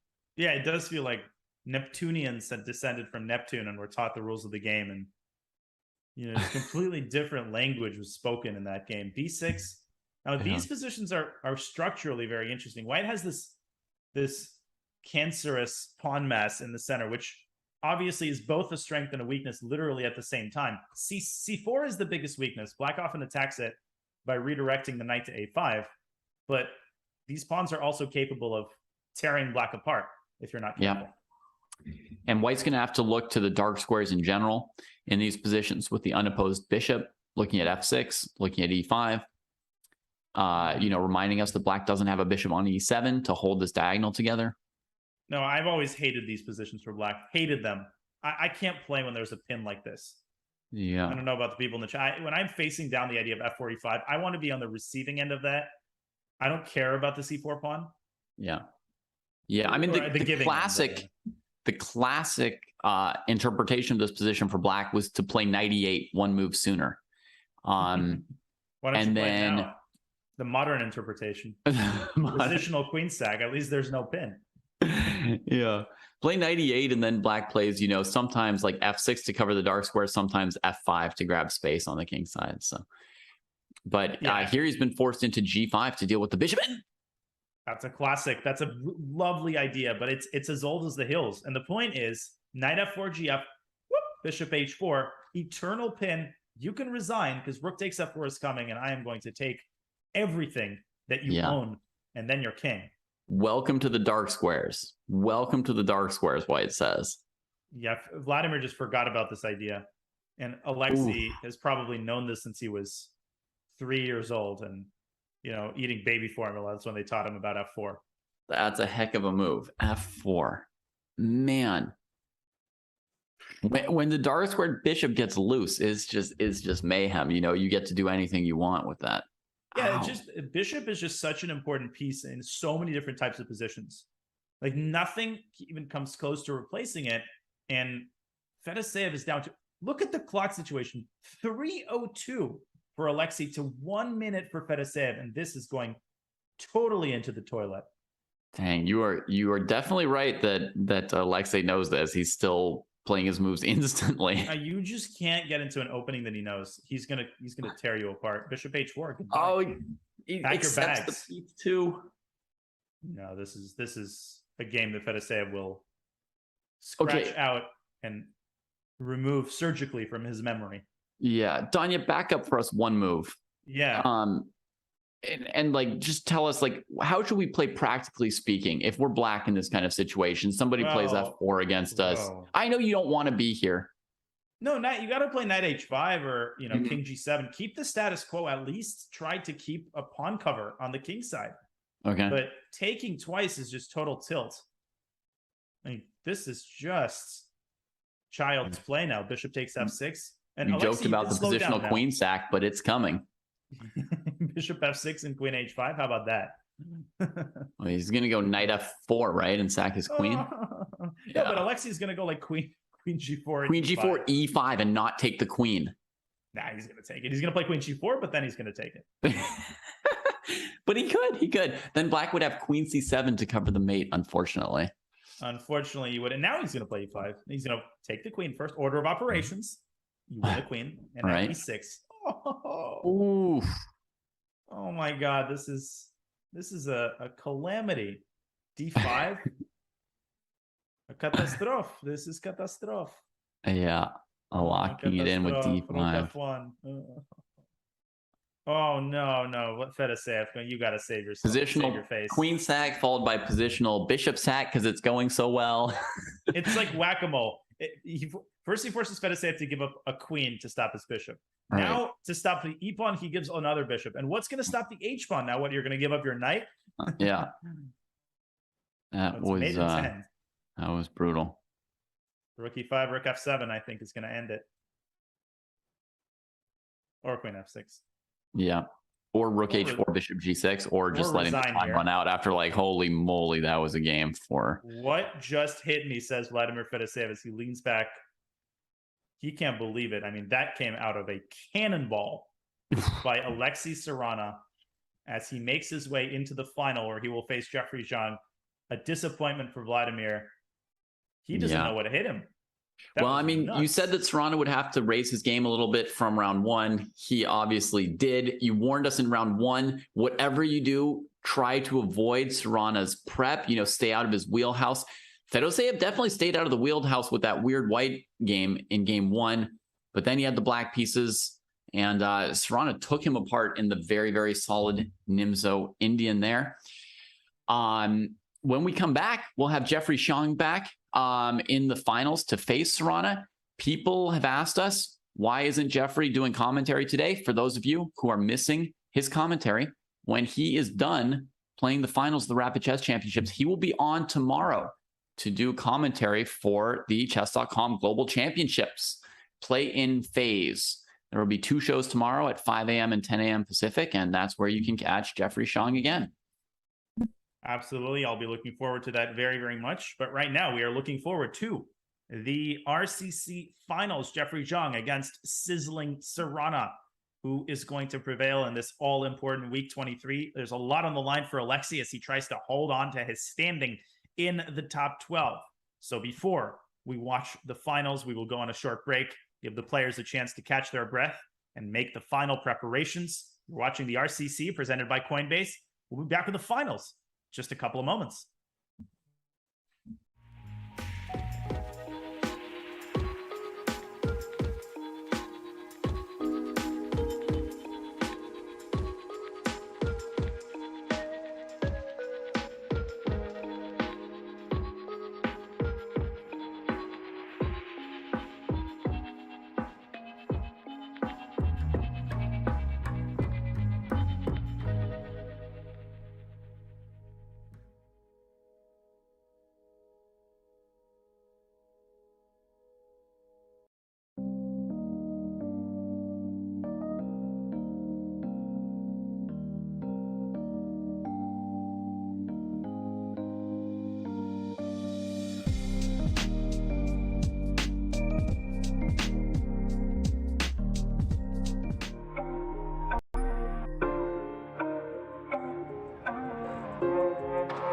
Some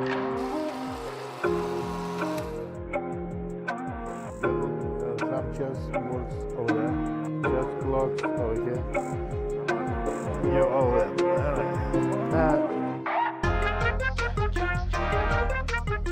Is it? He just beat me, man. We just played like 3 games. It's a 4-1 streak my way. Me and him actually learned around the same time, and you know, it's been fun watching him grow. He's early on, he'll trade his queen off too. He doesn't mind losing his queen, but he uses his horses more. I'm a little mad if you take my horses, because they the deadliest piece on the board.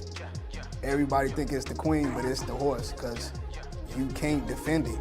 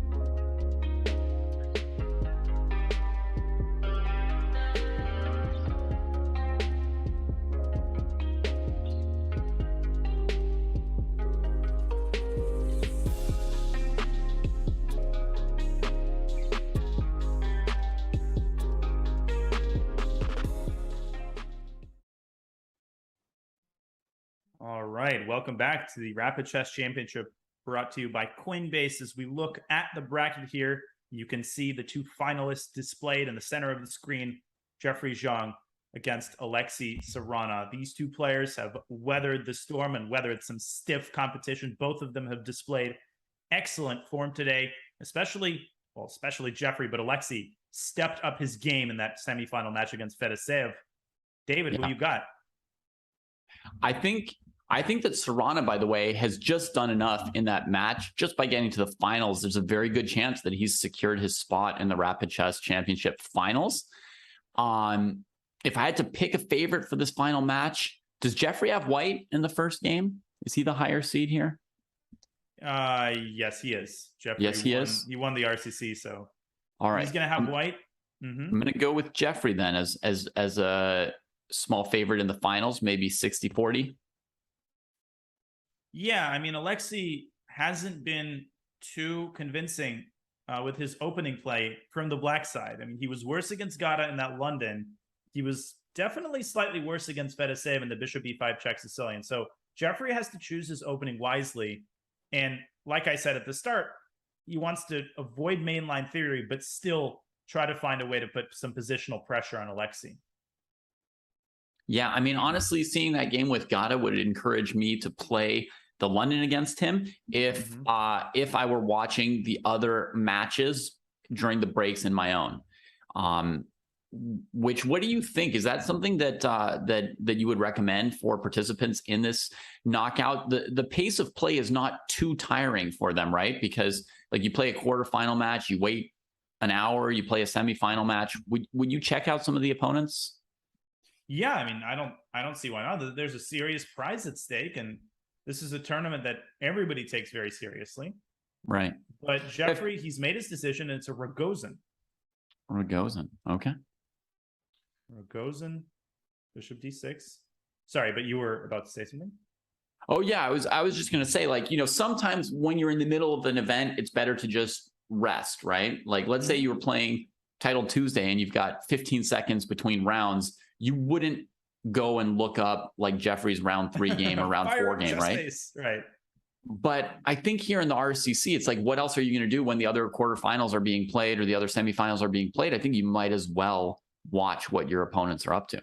No, I agree completely. And you at least should decide what you're playing, right? To take the burden off of, you want to eliminate the amount of tough decisions that you make at the board in order to give you more energy. So, a very interesting turn of events here. Jeffrey has closed the center and started the sort of very traditional queenside pawn attack, but he hasn't completed his kingside development, and Alexei tries to punish him for that by just parking his knight on e4. And Jeffrey's thinking about this, but I've got a snap judgment. I think you've just got to take that knight immediately. Really, Riley. But what if black takes? Where do you go? Yeah, I mean, G1, I guess, but I take the knight and then I do something. But if you play knight G1, like, my worry here would be that black might even play e5. I would think that if you take the knight, you should play b5 here. Okay.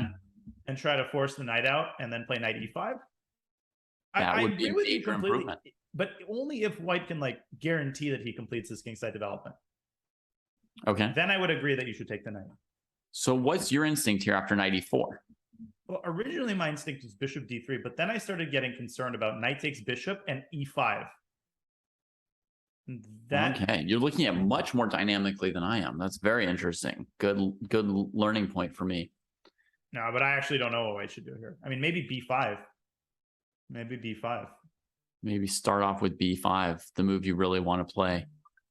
Yeah, I'm very concerned about the prospect of, okay, well, he goes for your line, takes, and b5. Okay. So my fear, Danya, was just that if I don't take on e4, black plays f5. And it was as simple as that. I was just feeling like I don't want that I don't want that knight on e4 forever. No, I totally get it. And this is a very interesting transformation of the position. A big decision for Alexei here. Does he take on f3 or does he move the knight away? My inclination is to move the knight from c6. I don't see what you do exactly after takes. I mean, you don't really want to help white develop. But maybe this is not so bad for black after bc or b6 even. I don't know, b6 doesn't work. Black also has a weird move in queen e8. Oh, this line. Yeah. Queen e4, c, ba equals queen. You don't see that every day. No. Anyways, b5. Bishop d7 is also a move. Oh, right. A structural move. Yeah, and I'm really insisting.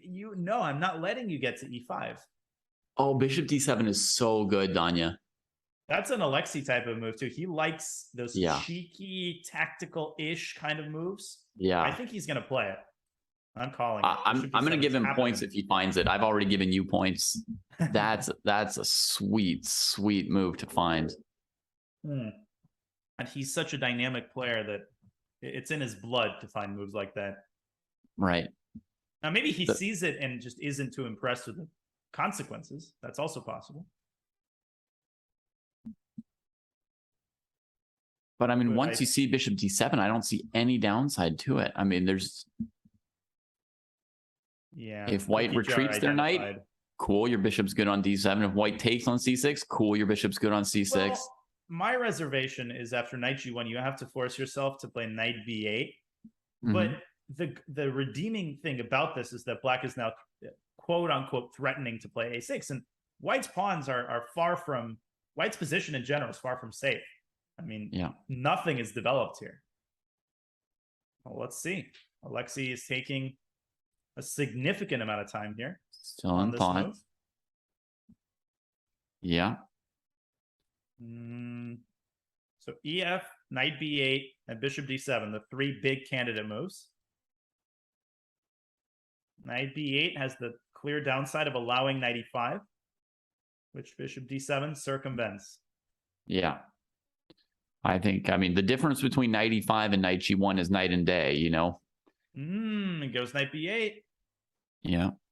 And the eval bar didn't love it. Jeffrey says, thank you for that square. Mm-hmm. A6. And now, you know, with the rook on 8 undefended, how is black planning to fight their way out of this? What's the follow-up to A6? Is it B6? Bishop B7? Yeah, it's like you're Queen stuck in E8. molasses and you're confined to the last 2 ranks. Yeah. F6 and bishop D7. Okay, bishop D7, that could be. But That first could be F6, 'cause I do not want to allow you to take that bishop. Right, of course. Of course. Or maybe bishop F6 to avoid weakening the king side, although that doesn't really threaten bishop takes C5. Right. So if we assume that that knight's going to drop back to C4 at some point, maybe queen A5 becomes a move for white. Okay. Unpinning yourself preemptively. Yeah. Getting out of the way of bishop D7 in advance, preparing A4 as needed, but also sticking with that rook on A8 for now. Yeah, this situation is so complex that I could see both players ending up in a time scramble by move 20. Yeah. There's the cornucopia of candidate moves here. There's a million of them. Queen C2, rook B1, BA, B6, C6. And both sides have the same moves. Like white can play B6, black can play B6. White can play C6, black can play C6. So it's a crazy one. And now So will he goes Serrano for rook dislodge the B1. knight? So this is definitely bishop, you know, bishop D7 is possibly coming after F6 now. It's on the board. And what's he going to do in response to it? Maybe a C6 pawn sack? And then C6 and B6. You could also play knight D7, by the way, for black. You don't have to Right. put a bishop on D7. Yeah. But like knight D7, white could maybe play knight C4, and then your knight's blocking your own bishop, versus this F6 bishop D7 looks really immediately challenging. Yeah, it looks more to the point.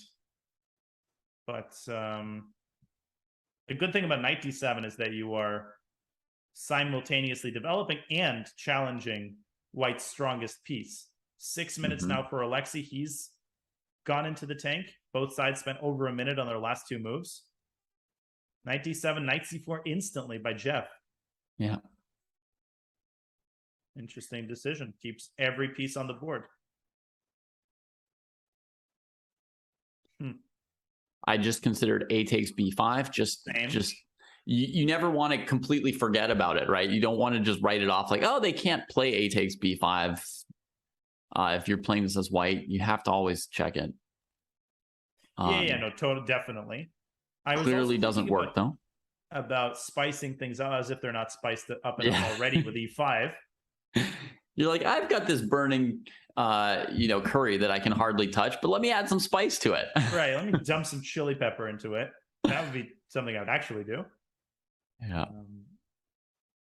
Okay, I'm at a Time restaurant. They're offering spice level 1 to 5. Let me get a 10. Yeah.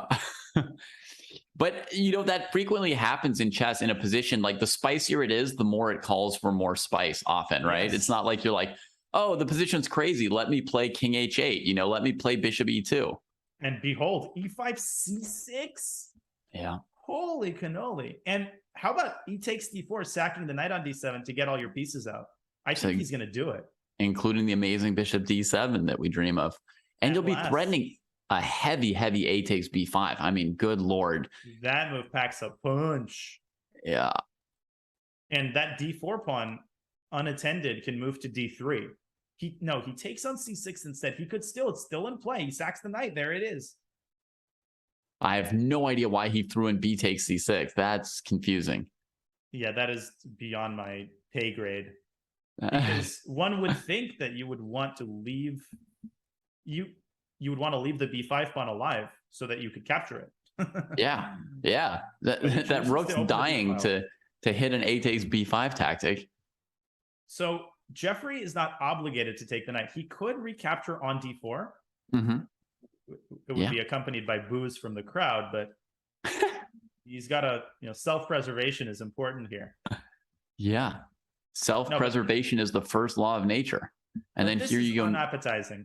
The knight back to e5. Yeah, but You're black is defending all getting your his pawns. pieces out, and your pawn's weak. No, this is and you don't have C6 square for your knight. This is not where the party's at. I think Jeffrey's Okay. going to take the knight. He's a principled guy.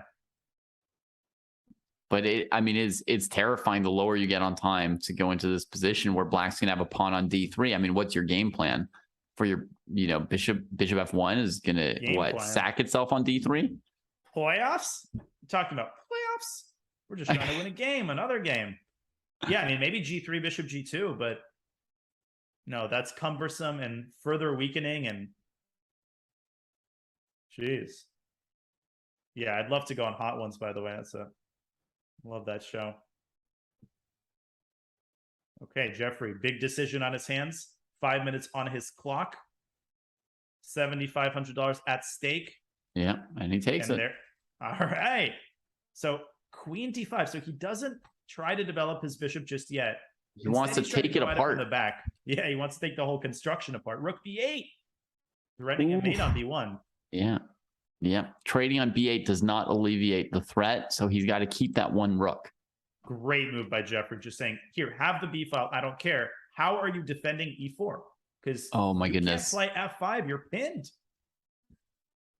We're the champion of week 23 is going to be discovered in a ball of fire. Right, exactly. It's not going to be like somebody grinds out an end game. I think Alexei's decision to take on C6 there was a mistake. I think he overplayed the importance of the B file. And now he's realizing that he's been dealt a pretty crappy hand. And he's about to lose his pawns. And once he loses his pawns, the game is over. I mean, how big a deal was Rook C1, Danya? I mean, just put Rook B8, Queen B8 on the board for folks for a second. And let's show this idea that when you're behind in development, it can be very dangerous to trade often because you don't have reserves to come in and take the place of the pieces you trade, right? Like black's bishops are hanging on D7 and E7, but you just can't control the B1 square here. Yeah, so you need your rook to stand sentinel over that square. It's much more important to defend B1 than it is to have control of the B file. The B file itself is meaningless if it isn't for the B1 square. And Jeffrey's queen is going to be in Alexei's nightmares tonight. The Eval Bar hated Queen C6 though. Yeah. Why exactly? And Alexei keeps his pawn alive. Right. So the E4 pawn is gone. He's clinging to the D3 pawn. Don't take it, please. Right. Like I've got to still if you lose that D3 pawn, you're out of the game, right? So he goes Rook C5. It's like those movie scenes where the bad guy's trying to get in through the door and you're shoving a chair, you're holding the table, and then every object that you have, you're putting it against the door. Yeah. But the issue for white is that D3 isn't the only problem. And Alexei's harassing him on the queen side as well. Rook C5 semi-pinning the knight. It's not technically pinned. Right. The rook's defended, but you don't have anywhere good to move it. So we're looking at maybe Queen A6, Queen D5 with the idea of bringing the other rook into the game through A8. Total 3 result game. I mean, Jeffrey could lose this in 3 moves. Yeah. Rook A8, in fact, traps the queen in the line you're indicating. Yeah. Literally. Yeah, and I mean, and the variation we'd be looking at would be something like, Queen A6, Queen D5, F3, Rook A8, E4, Bishop takes E4. I mean, it's all fuel. Right, exactly. Everything ignites the flames of the attack. And the moment you play F3, Bishop H4 check is in play. Mm-hmm. 3.5 minutes for both sides now. And that's the other narrative that we're not even talking about. The fact that, imagine this in a time scramble. Yeah. Okay, keeps his eye on Queen D5. Yes, he does. So black's going to have to activate the queen and rook in some other way here. Queen D7 makes a lot of sense to me. We may also need to be sure that we've got an answer to E4 from white here. Oh, E4 is nasty. And that's actually why he just played Rook E8. Yeah. Good alertness by you. It didn't register to me how dangerous the prospect of E4 is. Again, once you lose the pawn, unless you get a piece for it, you're busted. Yeah. Now E4, there's bishop takes E4, and bishop F8 wins the queen. Yeah. It's out of the question.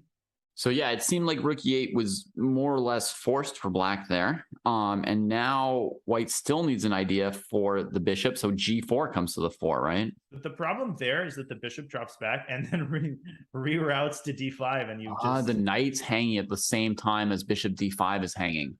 So it's a but if Jeffrey gets desperate, he will play g4, bishop g2, even if it means giving up the c4 knight. That's not appetizing, but at least he won't get checkmated. Right. He would be playing the game down that pass pawn on d3 instead of up a piece, but he would still be playing. Bad. Jeffrey now down a minute on the clock. I don't see how he completes his development. And when the eval bar gives equality, when you're down a piece, that's a really, really bad sign. Yeah, I mean, you just see the white position is so hard to play here. Before maybe. Okay, that's brazen to leave the d pawn unsupervised. Bishop d4, rook c4, rook c4, bishop takes, rook takes, d2, king d1. Oh, let's pull up the analysis board really fast. And the queen is covering d1, so you don't have this like bishop c2 moment at the end. Barely.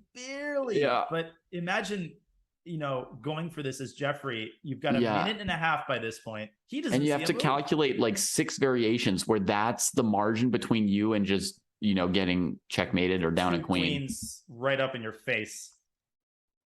I think Alexei is feeling mighty good about his chances right now.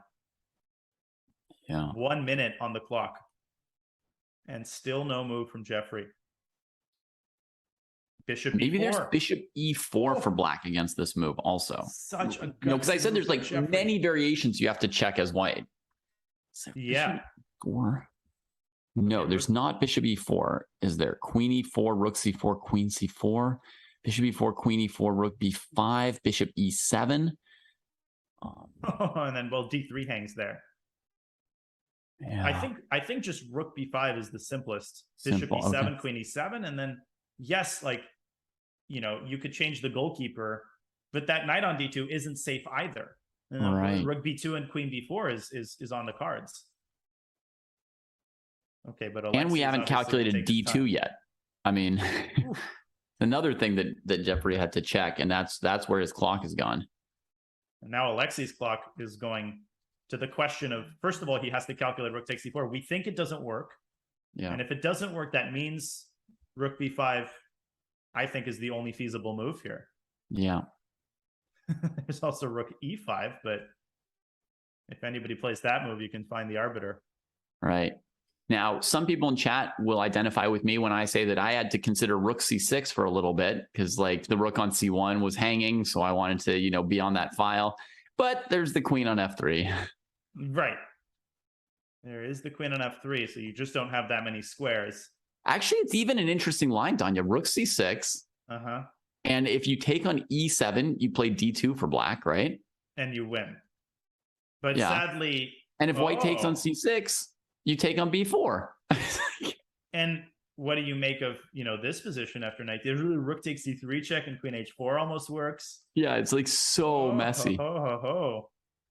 And Alexei, on the time that we're talking, he is now down to 1 minute and 20 seconds.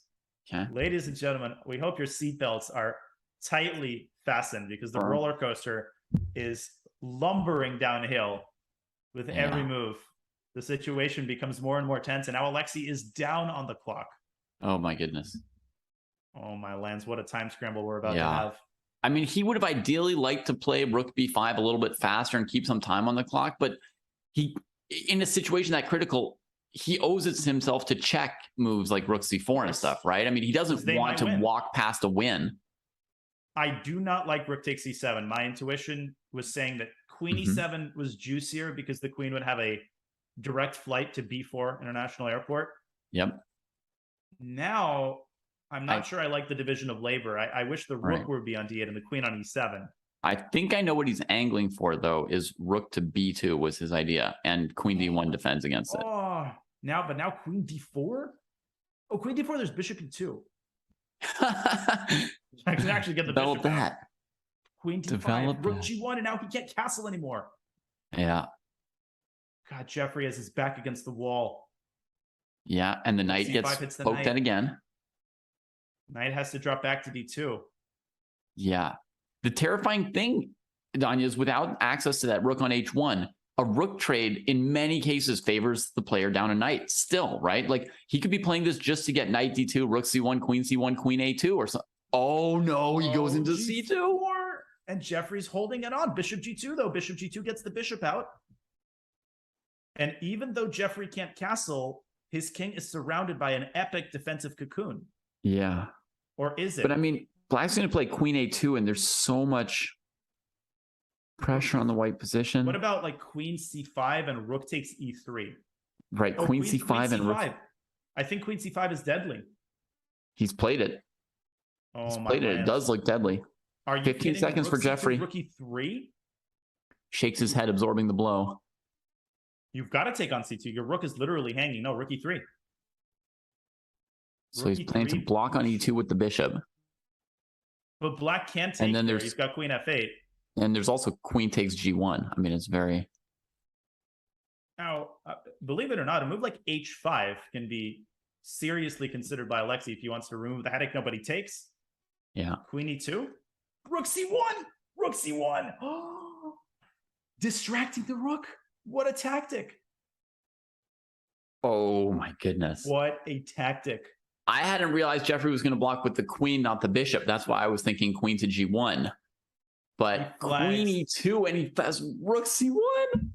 Queen E2 was such a brilliant resource. You can't take the queen because of rook B8, and it is only because of this incredible deflection move that Black wins the game. White is still up material, but everything collapses here. This is one of the games of the season that we just saw by Alexei. What a monster. Yeah, and we were talking in the break, folks, Danya and I, about like what were the best games from the quarterfinals and the semifinals. And I said, well, we haven't seen the finals yet. And ideally, with the way these two are playing, the finals will give us even the best game we've had so far today.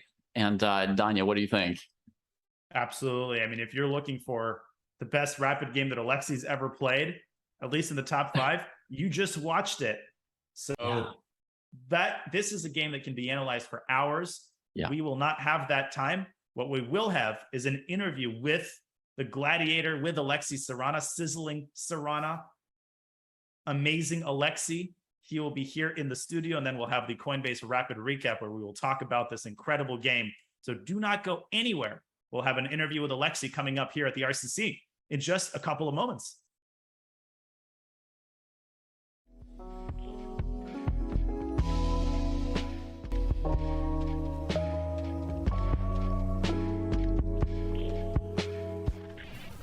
The Rapid Chess Championship is brought to you by Coinbase. Whether you're looking to make your first crypto purchase or you're an experienced trader, Coinbase has you covered.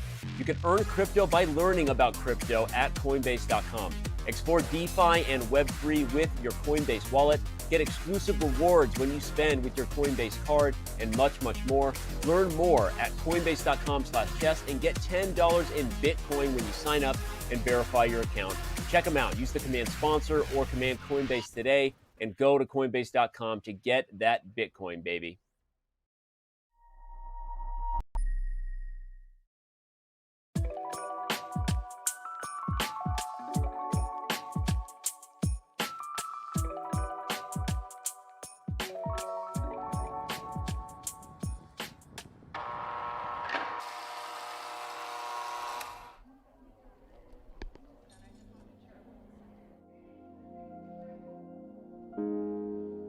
My name is Elwood Dawson. I'm from Chicago.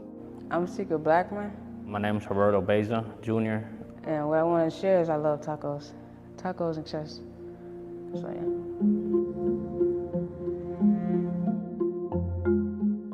With the chess program, really, even chess in general, like on the deck, you kind of lose yourself. You don't really think about your case. You learn to think differently. You know, you strategize more. I sometimes come out 7:30 in the morning. I'll probably play until lockup, you know, so it makes my day go by faster. It's competitive. It's a lot of trash talk. It's crazy, you know. Like the chess players, we got our own little circle, you know, and all of us play each other. We talk trash about who be who garbage. Yeah, I never play that dude again. He garbage. I never play him. But yeah, it's real competitive.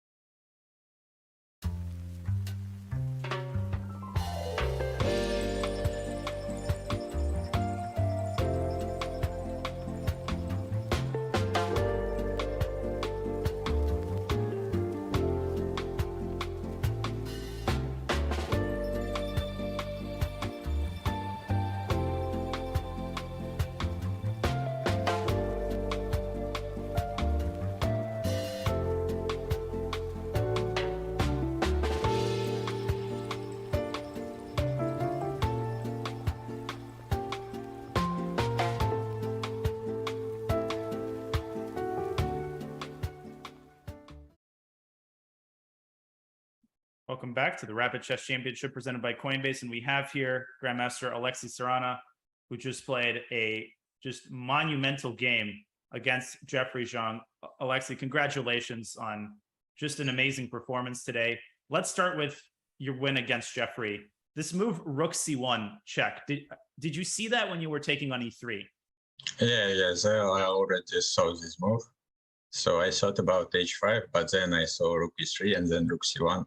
Yeah, very forced variation, and I'm just winning. Yeah, it was an incredible game. David, I know we were both so impressed. Yeah, just fantastic. And Alexei, you know, I noticed in the first round, in the quarterfinals, you looked like visually like you weren't enjoying your victory, like you were struggling, fighting hard. At the end here, you had two sort of really tactical, explosive wins in the semifinals and finals. How are you feeling now? Yeah, now I'm feeling great. Before, I was really nervous. My first match was absolutely terrible. I was nervous because I knew that if I win this match, I should qualify in top 12, almost 100%. If I didn't do it, so it's still I have chances not to qualify. So after first one, I relieved and then started playing much better. First match was just terrible. I remember such misses. So, yeah. I mean, your round 2 match against Vladimir was also very impressive, particularly the F2, F4 idea. How surprised were you that that Vlad allowed F4, and how excited were you at the chance to play that idea? I've already played such games with A4 as this idea knight F4. Maybe in internet, I think that I already have had some such games, so it wasn't a new variation for me, and the black just losing without any chances. So Vladimir just mixed up in something. The kind of game that is always a pleasure to repeat, even if you've done it before. You're like, I'll play that game again when I need a win. It sounds like you really had on your mind getting into the finals and the qualification. Now that you feel secure that you're probably qualified for the finals, do you intend to play the last 1 or 2 weeks of the season? Yeah, I think I will play. I have a lot of free time, and I think I will. Okay. Well, we're very excited, Alexei. You're always so fun to watch, and today was no exception. Congratulations. We will let you rest, and we are excited to see you next week. Good luck. Thank you. Goodbye. Okay, bye, Alexei. And we see here the final bracket with Alexei Sarana not even needing a tiebreaker, defeating Jeffrey, who also, David, put together a phenomenal performance. You know, if he had won, we would have shown his game against Hans Niemann, and Jeffrey takes home a very handsome prize and 7 Grand Prix points. But ultimately, it was all Alexei today, and he is the subject of our Coinbase rapid recap, his final game against Jeffrey Xiong. And David, from the very first moves, we could kind of tell that this was going to be something special. Yeah, I mean, as soon as Jeffrey played C5, grabbing space aggressively, the gauntlet was kind of thrown, and Sarana had to react energetically and aggressively himself to avoid getting steamrolled by B4, B5, and then knight E5 from white. Yeah, and that was the first watershed moment, this knight E4 move, which we really liked. Not sleeping through, as you're saying, the opportunity to challenge white's queenside superiority and exploit Jeffrey's lack of kingside development. So ultimately, Jeffrey decides to take and play B5. And now the position gets really chaotic. He moves the knight back, Jeffrey moves it forward, and Alexei chipping away at Jeffrey's kingside. And the story of the game was the fact that Jeffrey never really found an opportunity to develop the bishop on F1 and get ready for castling. Yeah. They're fighting over this B5 pawn. Sarana breaks in the center with E5, adding spice to the chili. And then we got I think C6, and it was time to sack a piece. Yeah, Alexei obviously not even thinking about giving up the e5 pawn, after which white would be totally dominating. But instead, he plays e takes d4, sacrificing the knight and shoving his pawn down to d3. And the entire battle now starts to revolve around whether white can get this bishop out of f1. Because if you can't, then it's only a matter of time before black comes, before death knocks at your door. At first, David, it seemed like when Jeffrey played this move and rook c1 was incredibly strong, and then he snags the pawn on e4, it almost looks like he was going to win the game quickly. But Alexei finds a way to coordinate just in time to defend the d3 pawn. Yeah, it definitely looked very possible that Jeffrey would come out on top in this game. You know, there was nothing wrong about his decision to accept the piece sacrifice at a, you know, X's and O's level or evaluation level. But what he did was he got into a situation that was an extremely high difficulty level, right? Where like a single slip for white and you're busted. And ultimately Jeffrey, ultimately it was Alexei who found a couple really strong moves at the critical moment with a minute each. And this was one of those slips that you mentioned. The immediate queen f3 would have been best, but instead Jeffrey got a little too adventurous here, allowing the rook to move into c5 and create this massive pressure on the knight. And the strain on white's pieces becomes immense. Rook e8 was great to stop e4. Alexei was alert the entire game. Bishop e4, after a long think, was the correct move. But after bishop e7, rook e7, I mean, just look at how difficult this is to play. Jeffrey trying to involve every piece in the defensive effort, but Alexei just keeps punching at him. Queen d5, rook c5, and the rook makes its way to c2. And David, it was all leading up to a monumental finale, and that's exactly what we got. Yeah. The final punch, you know, Jeffrey's trying to trap that bishop on g6 since he can't fight out of the d3 pawn any other way. But Alexei in this position, he said he considered h5 and all that, but he found the variation with queen c5 attacking c1 and then ignoring not ignoring. I mean, he saw this rook b8 back rank mate and he saw his way to defeat it with the flashy series of moves here. Jeffrey's trick was queen e2, and if pawn takes queen, rook b8 mate. Oops, why did we sack our rook on e3? We can't take on e2, we can't take on g1. This was where it all came down to a beautiful deflection move, sacking an entire rook for the greater good. Yeah. Left of the queen, white's losing all of his pieces, and Jeffrey let his clock run out here.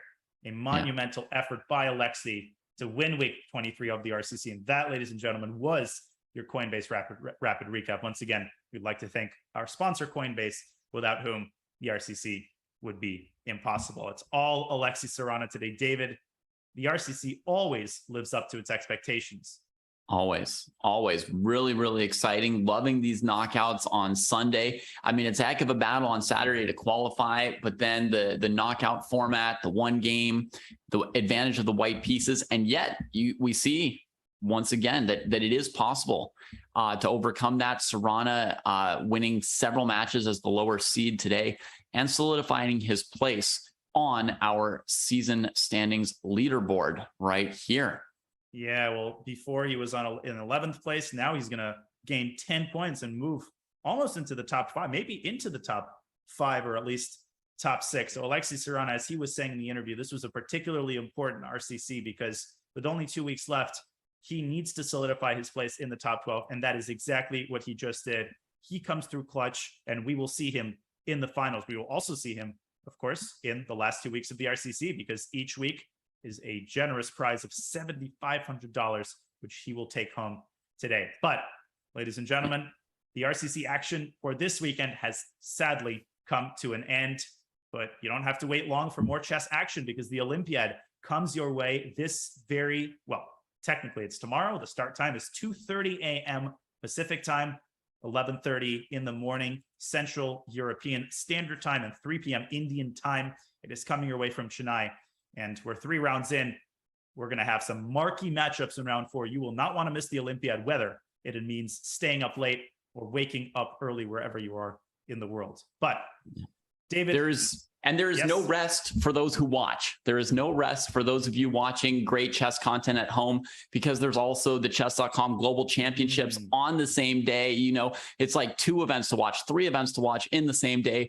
We're in the play-in phase. There are 8 more spots for players to qualify to the top 64. Danya, have you considered? I think I saw you play one of the play-ins.